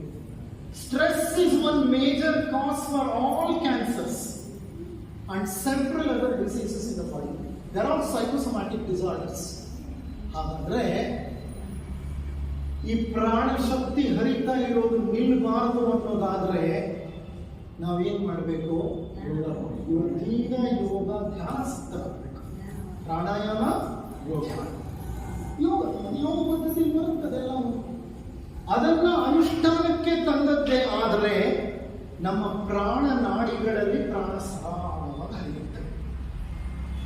ಯಾವಾಗ ಪ್ರಾಣ ಸರಾಗವಾಗಿ ಹರಿಯುತ್ತೋ ಆಗ ಶರೀರ ಧ್ಯಾನವನ್ನು ಅನುಭವಿಸಲಿಕ್ಕೆ ಸಿದ್ಧವಾಗುತ್ತೆ. ಇದು ಹೇಗೆ ಗೊತ್ತಾ ಸರ್? ನೀವು ಹೇಳಿದ್ರೆ ಯಾವಾಗ ಧ್ಯಾನಕ್ಕೆ ಹೋಗ್ತೀವೋ ಆವಾಗ ಪ್ರಾಣ ಶರೀರದಲ್ಲಿ ಪ್ರಾಣ ಸರಾಗವಾಗಿ ಹರಿಯುತ್ತೆ ಅಂತ. ಈಗ ಹೇಳ್ತಿದ್ದೀರಿ ಯಾವಾಗ ಪ್ರಾಣ ಸರಾಗವಾಗಿ ಹರಿಯುತ್ತೋ ಆಗ ವ್ಯಕ್ತಿ ಧ್ಯಾನ ಸ್ಥಿತಿಗೆ ಹೋಗ್ತಾನೆ ಅಂತ. ಹಾಗಾದ್ರೆ ಏನ್ ಸರ್ ನೀವು ಹೇಳೋದು? ಅದು ಮೊದಲು ಜರುಗಬೇಕಾ, ಇದು ಮೊದಲು ಜರುಗಬೇಕಾ? ಇದು ಹೇಗೆ ಅಂದ್ರೆ ಹುಚ್ಚು ಬಿಡೋ ತನಕ ಮದುವೆ ಆಗೋದಿಲ್ಲ, ಮದುವೆ ಮಾಡದೆ ಅವನಿಗೆ ಹುಚ್ಚು ಬಿಡಲ್ಲ. ಎರಡೂ ಕಾಂಪ್ಲಿಮೆಂಟರಿ ಆಗಿ ಹೋಗ್ಬೇಕು. ಓಕೆ, ಒಂದು ಕಡೆ ಪ್ರಾಣಾಯಾಮ ಜರುಗ್ತಾ ಇರಬೇಕು, ಪ್ರಾಣ ಶಕ್ತಿ ಸರಾಗವಾಗಿ ನಮ್ಮ ಪ್ರಾಣನಾಡಿಗಳಲ್ಲಿ ಹರಿತಾ ಇರಬೇಕು, ನಮ್ಮ ಪ್ರಾಣ ಶರೀರ ವ್ಯವಸ್ಥಿತವಾಗಬೇಕು, ಆಲೋಚನೆಗಳು ಕಡಿಮೆ ಮಾಡಬೇಕು, ಭಾವನೆಗಳಲ್ಲಿ ಒಂದು ಸಮರಸತೆ ಇರಬೇಕು, ಅತೀವ ಭಾವ ಬೇಡ ಭಾವನೆಗಳಲ್ಲಿ. ಯಾವಾಗ ಮಿತವಾದ ಜೀವನವನ್ನ ಸ್ಥಿತಪ್ರಜ್ಞ ಸ್ಥಿತಿ, ಭಗವದ್ಗೀತೆಯಲ್ಲಿ ಒಂದು ಅಧ್ಯಾಯವೇ ಇದೆ ಸ್ಥಿತಪ್ರಜ್ಞ ಯೋಗ. ಶ್ರೀಕೃಷ್ಣ ಅರ್ಜುನನಿಗೆ ಮಾಡಿದ ಮಹಾನ್ ಬೋಧನೆಯಲ್ಲಿ ಒಂದು ಸ್ಥಿತಪ್ರಜ್ಞ ಸ್ಥಿತಿ. ಏ ಅರ್ಜುನ, ನೀನ್ ಯಾರು ಅದೆಲ್ಲ ಆಲೋಚನೆ ಮಾಡ್ಲಿಕ್ಕೆ? ಈಗ ನೀನೇನ್ ಮಾಡ್ಬೇಕು? ಈಗೇನ್ ಮಾಡ್ಬೇಕು? ನೀನು ಅದನ್ನು ಮಾಡು. ಮಾಡೋನು ನೀನಲ್ಲ, ಮಾಡಿಸೋನು ನೀನಲ್ಲ, ನೀನೇನಿದ್ರು ಈ ವರ್ತಮಾನದಲ್ಲಿ ನೀನೇನ್ ಮಾಡಬೇಕೋ ಅದನ್ನ ಯಾವ ಕರೆಕ್ಟೋ ಅದನ್ನ ಈಗ ಮಾಡ್ತಾ ಹೋಗು ಅಷ್ಟೇ. ಅದಕ್ಕೆ ನಾವು ಎಷ್ಟೊಂದು ಸರಿ ಹೇಳೋದು, ಓವರ್ ಥಿಂಕಿಂಗ್ ಇರುತ್ತೆ ಕೆಲವರಿಗೆ. ಓವರ್ ಥಿಂಕಿಂಗ್ ಅಂದ್ರೆ ವಿಪರೀತ ಆಲೋಚನೆ. ಸಣ್ಣ ಉಗುರಿಗೆ ಗಾಯ ಆಗಿ ರಕ್ತ ಬರ್ತಾ ಇದ್ರೆ ಯಾರೋ ಒಂದು ಸರ್ ಇದು ಕ್ಯಾನ್ಸರ್ ಆಗುತ್ತಾ ಅಂತ ಕೇಳಿದ್ರೆ ಕೋಪ ಬರುತ್ತಾ ಇಲ್ವಾ? ಎಳ್ಳಿ ಸಣ್ಣ ಉಗುರು ಚುಚ್ಕೊಂಡು ಗಾಯ ಆಗಿದ್ರೆ ಸರ್ ಇದು ಕ್ಯಾನ್ಸರ್ ಆಗುತ್ತೆ ಅಂದ್ರೆ ಡಾಕ್ಟರ್ಗೆ ಏನನ್ಸುತ್ತೆ ಹೇಳಿ? ಏನಪ್ಪ ಈ ಮನುಷ್ಯ is not thinking, is over thinking. Over thinking ಬೇಡ. ಆ ವರ್ತಮಾನ ಸ್ಥಿತಿಯನ್ನ ಅನುಭವಿಸಬೇಕು. ಯಾವಾಗ ಪ್ರಾಣ ಶರೀರದಲ್ಲಿ ಪ್ರಾಣ ಸರಾಗವಾಗಿ ಹರಿಯುತ್ತೋ ಆಗ ನಮ್ಮ ಚಕ್ರಗಳು ಸಚೇತನಗೊಳ್ಳುತ್ತೆ. ಚಕ್ರಗಳು ಏನು? ಚಕ್ರಗಳು ಅಂದ್ರೆ ಶಕ್ತಿಯ ವರ್ತುಲಗಳು. They are nothing but energy whorls. Whorl ಅಂತಾರೆ, WHORL, ಎನರ್ಜಿ ವರ್ಲ್ಸ್. ನಮ್ಮ ಪ್ರಾಣ ಶರೀರದಲ್ಲಿ ಶಕ್ತಿಯ ಕೆಲವು ಕೇಂದ್ರಗಳಿವೆ. ಆ ಶಕ್ತಿಯ ಕೇಂದ್ರಗಳಲ್ಲಿ ಶಕ್ತಿ ಸುರುಳಿಸುತ್ತಾ ಇರುತ್ತೆ, ವೇಗವಾಗಿ ಚಲಿಸ್ತಾ ಇರುತ್ತೆ ಚಕ್ರ. ಅಂತ ಚಕ್ರಗಳು ಪ್ರಾಣ ಶರೀರದಲ್ಲಿವೆ. ಎಷ್ಟು ಚಕ್ರಗಳಿವೆ ಪ್ರಾಣ ಶರೀರ? ಕಣ್ಣಿಗೆ ಕಾಣಿಸಲ್ಲ, ಪ್ರಾಣ ತೇಜಗಳು. ನಮ್ಮ ಉಪನಿಷತ್ತುಗಳು, ವೇದಗಳು, ನಮ್ಮ ಥಿಲಾಸಫಿ, ಅಧ್ಯಾತ್ಮ, ಸಾಹಿತ್ಯ 7 ಚಕ್ರಗಳನ್ನ ಹೇಳ್ತವೆ. ಯಾವ್ಯಾವುದು? ಮೂಲಾಧಾರ, ಸ್ವಾಧಿಷ್ಠಾನ, ಮಣಿಪೂರ, ಅನಾಹತ, ವಿಶುದ್ಧ, ಆಜ್ಞ, ಸಹಸ್ರ. ಮೂಲಾಧಾರ ಮೊದಲನೇ ಚಕ್ರ, ಬೆನ್ನು ಮೂಳೆಯ ಕೆಳ ತುದಿಯಲ್ಲಿ ಇದೆ. ಅದು more or less close to the bottom of the last vertebra. ಪೂರ್ಣ ಕೆಳತುದಿ ನೋಡಿ, ಅಲ್ಲಿ ಕಾಣಿಸ್ತಾ ಇದೆ ಕೆಳತುದಿ. ಹೆಚ್ಚು ಕಡಿಮೆ ನಮ್ಮ ಬುಧದ್ವಾರಕ್ಕೆ ಹತ್ತಿರ ಬಂದ್ಬಿಡುತ್ತೆ ಆ ಚಕ್ರ. ಅದನ್ನ ಮೂಲಾಧಾರ ಚಕ್ರ ಅಂತ ಕರೀತಾರೆ, ಅದನ್ನ ಬೇಸಲ್ ಚಕ್ರ ಅಂತ ಕರೀತಾರೆ, ಅದನ್ನ ಇನ್ಫೀರಿಯರ್ ಮೆಸೆಂಟ್ರಿಕ್ ನ್ಯೂರಲ್ ಪ್ಲೆಕ್ಸಸ್ ಅಂತಾರೆ. ಇನ್ಫೀರಿಯರ್ ಮೆಸೆಂಟ್ರಿಕ್ ನ್ಯೂರಲ್ ಪ್ಲೆಕ್ಸಸ್ ಅನಾಟಮಿನಲ್ಲಿ. ಇದು ಮೂಲ ಆಧಾರ. ಎಲ್ಲ ಚಕ್ರಗಳಿಗೆ ಮೂಲ ಮತ್ತು ಆಧಾರ. ಈ ಚಕ್ರದ ಮೇಲೆ ನಮ್ಮ ಬೆನ್ನು ಮೂಳೆ ಪ್ರಾರಂಭವಾಗುತ್ತೆ, ಬೆನ್ನು ಮುರಿ ಪ್ರಾರಂಭವಾಗುತ್ತೆ. ಇದು ಅಧ್ಯಾತ್ಮ ಸಾಧನೆಯಲ್ಲಿ ಬಹಳ ಮುಖ್ಯವಾದಂಥ ಒಂದು ರಚನೆ. ಕಾರಣ, ಪ್ರಾಣ ಶರೀರದಲ್ಲಿ ಈ ಸ್ಥೂಲ ಶರೀರದ ಮೇರುದಂಡಕ್ಕೆ ಸಂಬಂಧಪಟ್ಟ ಹಾಗೆ ಚಕ್ರಗಳು ಆತುಕೊಂಡಿವೆ, ಅವುಗಳಿಗೆ ಅದರ ಸಂಪರ್ಕದಲ್ಲಿವೆ. ಆ ಮೂಲಾಧಾರ ಚಕ್ರದಲ್ಲಿ ಕುಂಡಲಿನಿ ಅನ್ನುವಂಥ ಶಕ್ತಿ ಇರುತ್ತೆ.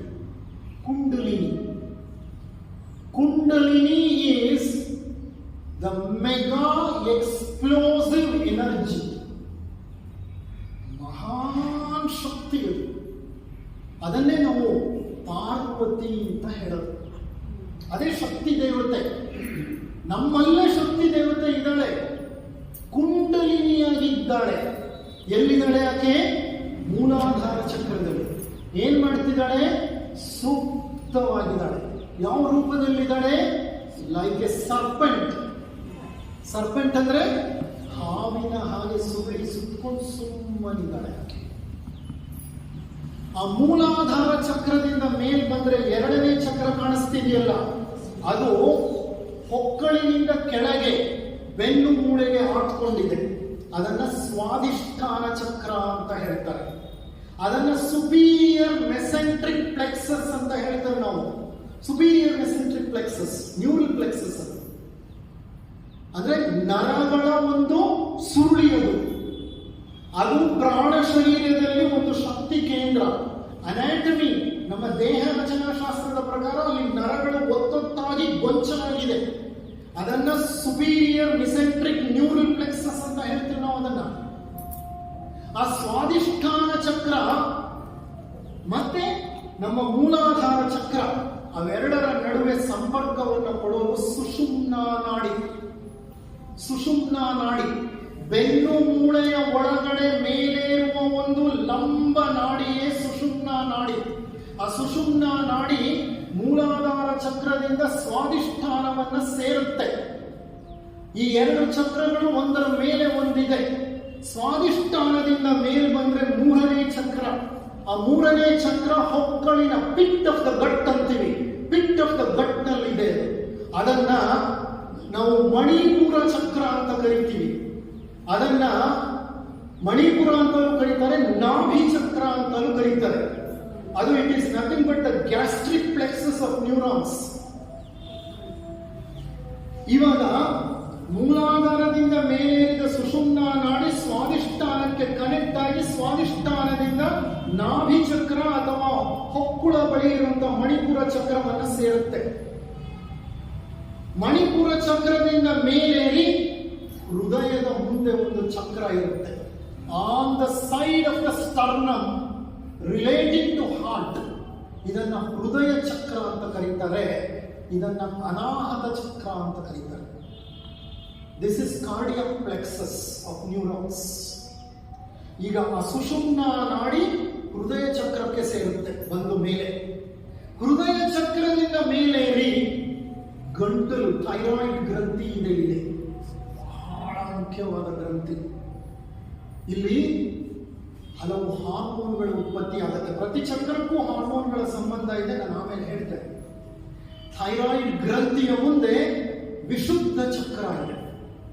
ಆ ನಾಡಿ ವಿಶುದ್ಧ ಚಕ್ರಕ್ಕೆ ಬರುತ್ತೆ. ವಿಶುದ್ಧ ಚಕ್ರದಿಂದ ಮೇಲೇರಿ ಆಜ್ಞಾ ಚಕ್ರ, ಭ್ರೂ ಮಧ್ಯ. ಎರಡು ಭ್ರೂಗಳ ಮಧ್ಯೆ ಅಂದ್ರೆ ನಮ್ಮ ಹುಬ್ಬುಗಳ ಮಧ್ಯೆ ನಾವು ಕುಂಕುಮ ಇಟ್ಕೋತೀವಲ್ಲ, ಆ ಸ್ಥಳದಲ್ಲಿ ಆಜ್ಞಾ ಚಕ್ರ ಇದೆ.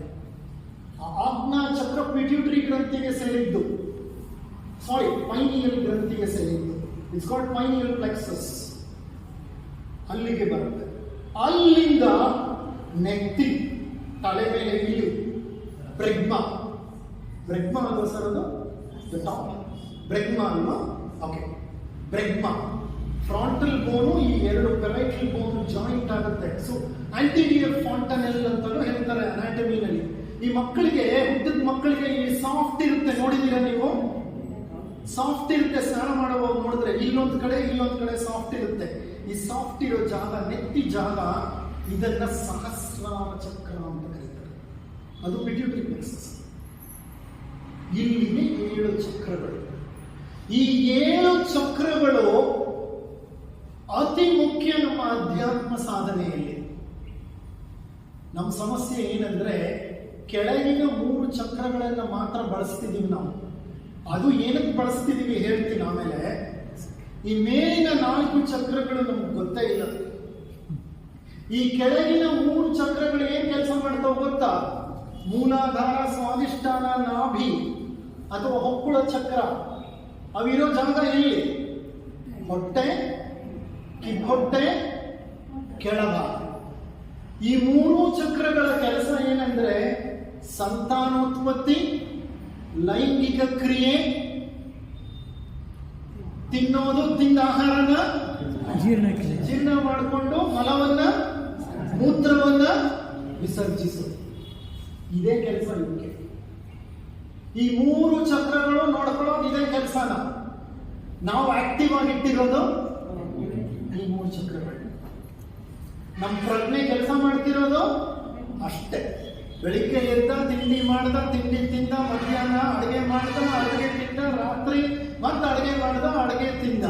ಓಕೆ, ದಿನಕ್ಕೊಂದು 8-10 ಬಾರಿ ಟಾಯ್ಲೆಟ್ಗೆ ಹೋಗಿ ಬಂದ, ದಿನಚರಿ ಮುಗಿತು, ಮಲಗಿದ್ರು ಇಲ್ಲ, ಮಧ್ಯದಲ್ಲಿ 1-2 ಸಲ ಎದ್ದು ಮೂತ್ರ ಮಲ ಮಾಡಲೇಬೇಕು. ಬದುಕಿರೋಷ್ಟು ಕಾಲ ಇದೇ ನಡೆಯೋದು. ಇದನ್ನ ಬಿಟ್ಟು ಏನಾದರೂ ನಾವು ಹೆಚ್ಚಿನ ಕೆಲಸ ಮಾಡ್ತೀವ? ಪ್ರಾಣಿಗಳಿಂದ ಬದುಕೋದು. ಸದಾ ಏನ್ ಮಾಡ್ತಿರ್ತವೆ? ತಿನ್ನಕ್ಕೆ ಏನಾದ್ರು ಬೇಕು ಅಂತ ಹುಡುಕಾಡ್ತಾ ಇರ್ತವೆ. ಸಿಕ್ಕಿದ್ರೆ ತಿಂದ ಮೇಲೆ ಮಲವನ್ನ ವಿಸರ್ಜಿಸುತ್ತವೆ, ನಿದ್ರೆ ಮಾಡುತ್ತವೆ, ಎದ್ದೇಳುತ್ತವೆ. ನಮ್ಮ ಬಹಳ ಜನ ಹಿಂಗೆ ಹಗಲು ರಾತ್ರಿ ದುಡಿತಿರ್ತಾರೆ, ಸಂಪಾದಿಸ್ತಿರ್ತಾರೆ, ಮನೆಗೆ ತರ್ತಾ ಇರ್ತಾರೆ, ತಿಂತಾ ಇರ್ತಾರೆ, ಹೋಟೆಲ್ಗಳು ಹೋಗ್ತಾ ಇರ್ತಾರೆ. ಮಲ ವಿಸರ್ಜನೆ, ಮೂತ್ರ ವಿಸರ್ಜನೆ, ಲೈಂಗಿಕ ಕ್ರಿಯೆ, ಮದುವೆ, ಮಕ್ಕಳ ಯೋಗಕ್ಷೇಮ ಇಷ್ಟೇ. ಪ್ರಾಣಿ ಬದುಕು ಅದು. It is animalistic living. When you live in the basal 3 chakras, your life is like an animal. And you literally live like an animal. ಪ್ರಾಣಿ ತರನೇ ನಾವು ಬದುಕ್ತಾ ಇರೋದು. ಈ ಕುಂಡಲಿನಿ ಶಕ್ತಿ ಇದೆಯಲ್ಲ, ಪಾರ್ವತಿ ಶಕ್ತಿ, ಅದು ಮಹಾನ್ ಶಕ್ತಿ. ಅದು ಆ ಶಕ್ತಿ ಮೇಲೆ ಇರಬೇಕು ಅಂತ ಪ್ರಯತ್ನ ಪಡುತ್ತೆ. ಆದರೆ ನಾವು ಅದು ಮೇಲೆ ಇರ್ಲಿಕ್ಕೆ ಬೇಕಾದಂತ ಪರಿಸರವನ್ನೇ ಸೃಷ್ಟಿ ಮಾಡ್ಕೊಡಲ್ಲ. ಯಾವಾಗ ನಾವು ಧ್ಯಾನ, ಧರ್ಮ ನಮ್ಮ ಜೀವನದಲ್ಲಿ ಯಾವಾಗ ನಾವು ಇದನ್ನೆಲ್ಲ ಅಳವಡಿಸ್ಕೊಳ್ತೀವೋ ಆಗ ಕುಂಡಲಿನಿ ಸಕ್ರಿಯವಾಗುತ್ತೆ. ನಿದ್ರೆ ಮಾಡ್ತಾ ಇರೋ ಕುಂಡಲಿನಿ ಹರ್ಟ್ ಅಂತ ಮೇಲೆ ಇರುತ್ತೆ. ಯಾವಾಗ ಎಷ್ಟೋ ವರ್ಷಗಳ ಧ್ಯಾನ, ಧಾರಣ, ಸಾಧನೆಗಳ ಒಂದು ಫಲ ಅದು ಇದ್ದಕ್ಕಿದ್ದ ಹಾಗೆ ಜರುಗೋದಿಲ್ಲ. ಅದಕ್ಕೆ ನಿರಂತರ ಸಾಧನೆ ಬೇಕು. ಅದನ್ನೇ ಯೋಗ ಪಥ ಅಂತ ಹೇಳೋದು.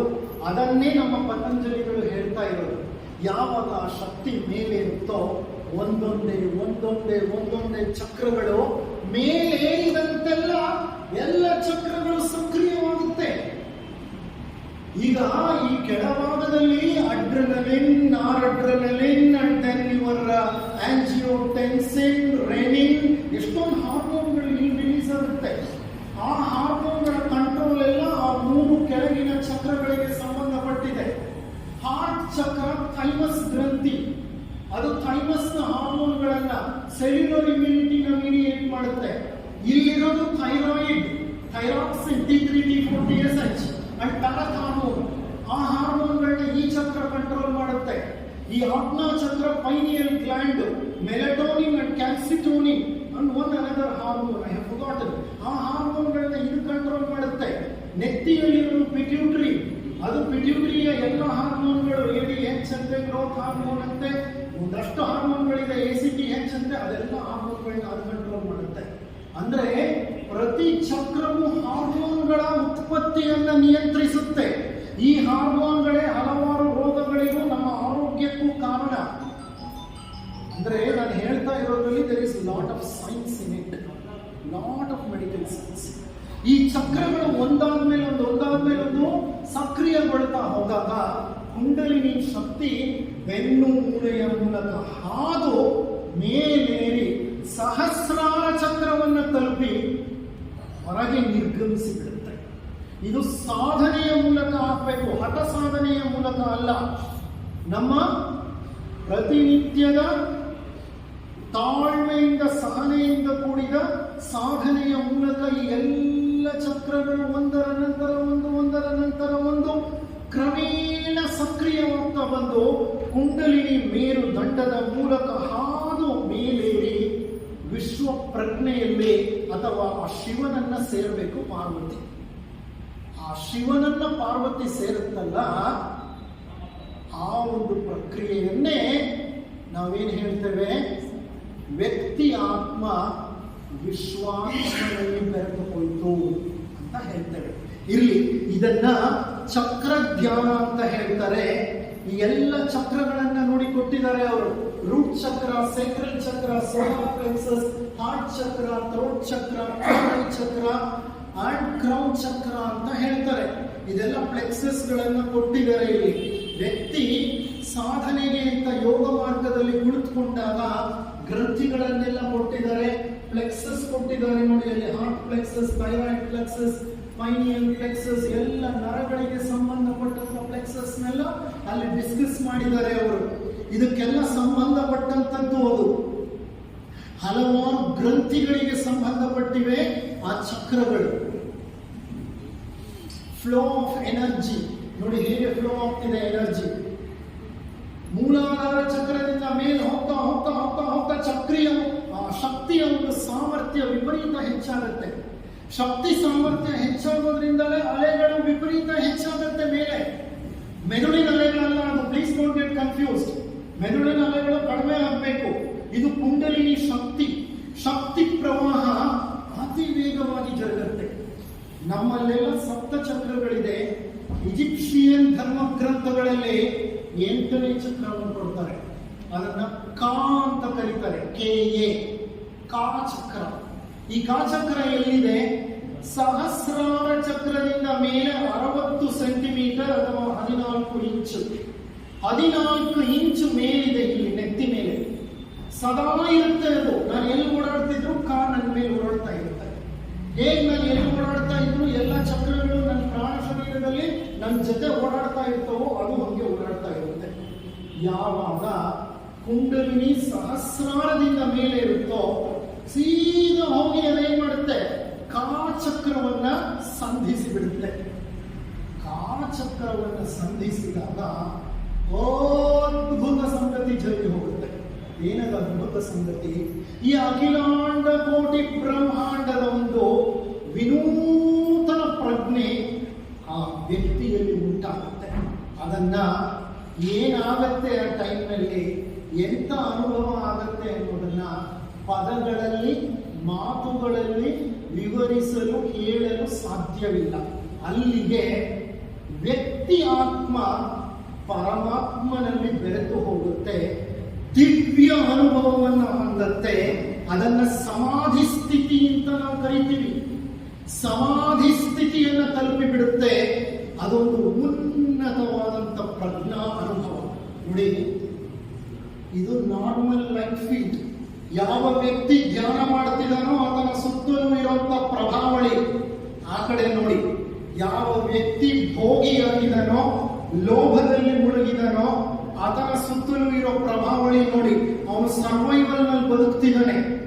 ಸರ್ವೈವಲ್ ಬದುಕ್ತಿರೋದ್ರಿಂದ ಅವನ ಒಂದು ಅನುಭವ ಆಗಿರುತ್ತೆ. ಇರಲಿ, individual consciousness becomes the universal consciousness. ವ್ಯಕ್ತಿ ಪ್ರಜ್ಞೆ ವಿಶ್ವ ಪ್ರಜ್ಞೆಯ ಜೊತೆ ಬೆರೆತು ಹೋಗುತ್ತೆ.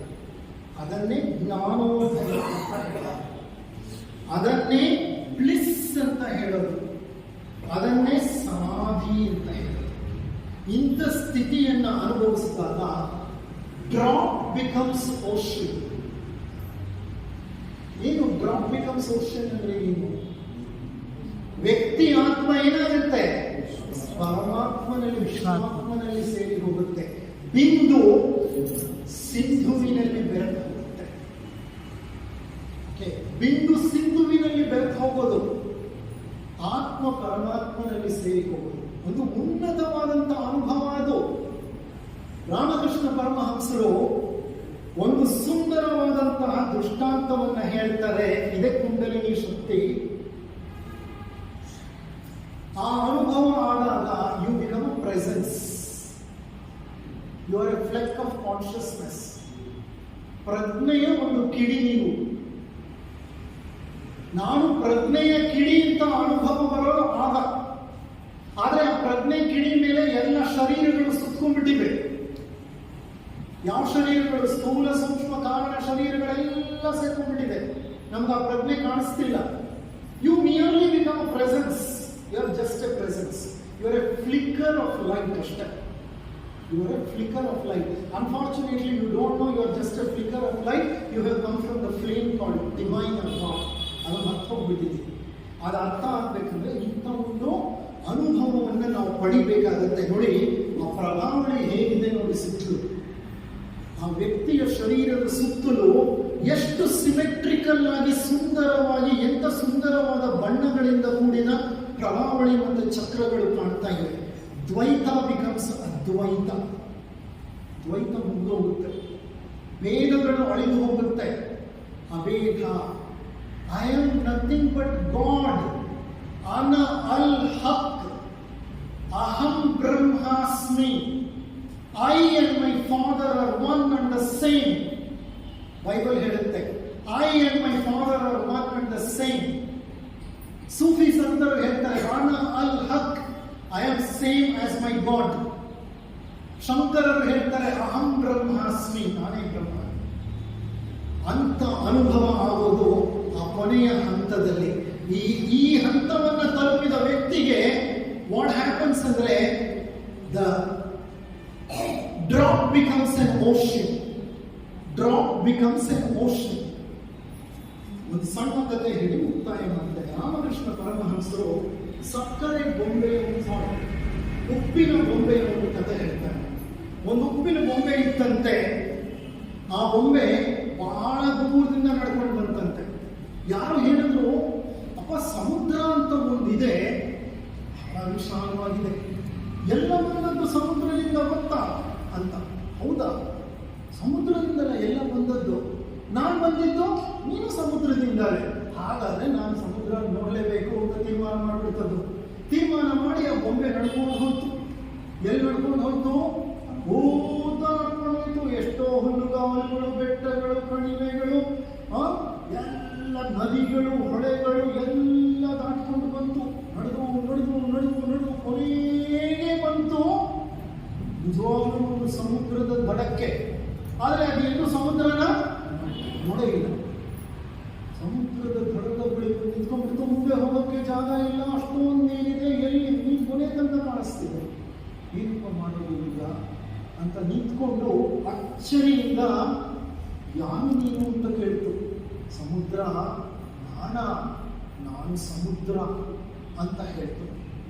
ಸಮುದ್ರ ಅಂದ್ರೆ ಏನು? ಬಾ ಒಳಗೆ ಸಮುದ್ರ ಅಂದ್ರೆ ಏನು ಅಂತ ನಿನಗೆ ಅರ್ಥ ಆಗತ್ತೆ ಅಂತ. ಆಗ ಬೊಂಬೆ ಏನ್ ಮಾಡ್ತು? ಹೌದಾ, ನಾನು ಒಳಗೆ ಬರ್ಬೇಕಾ?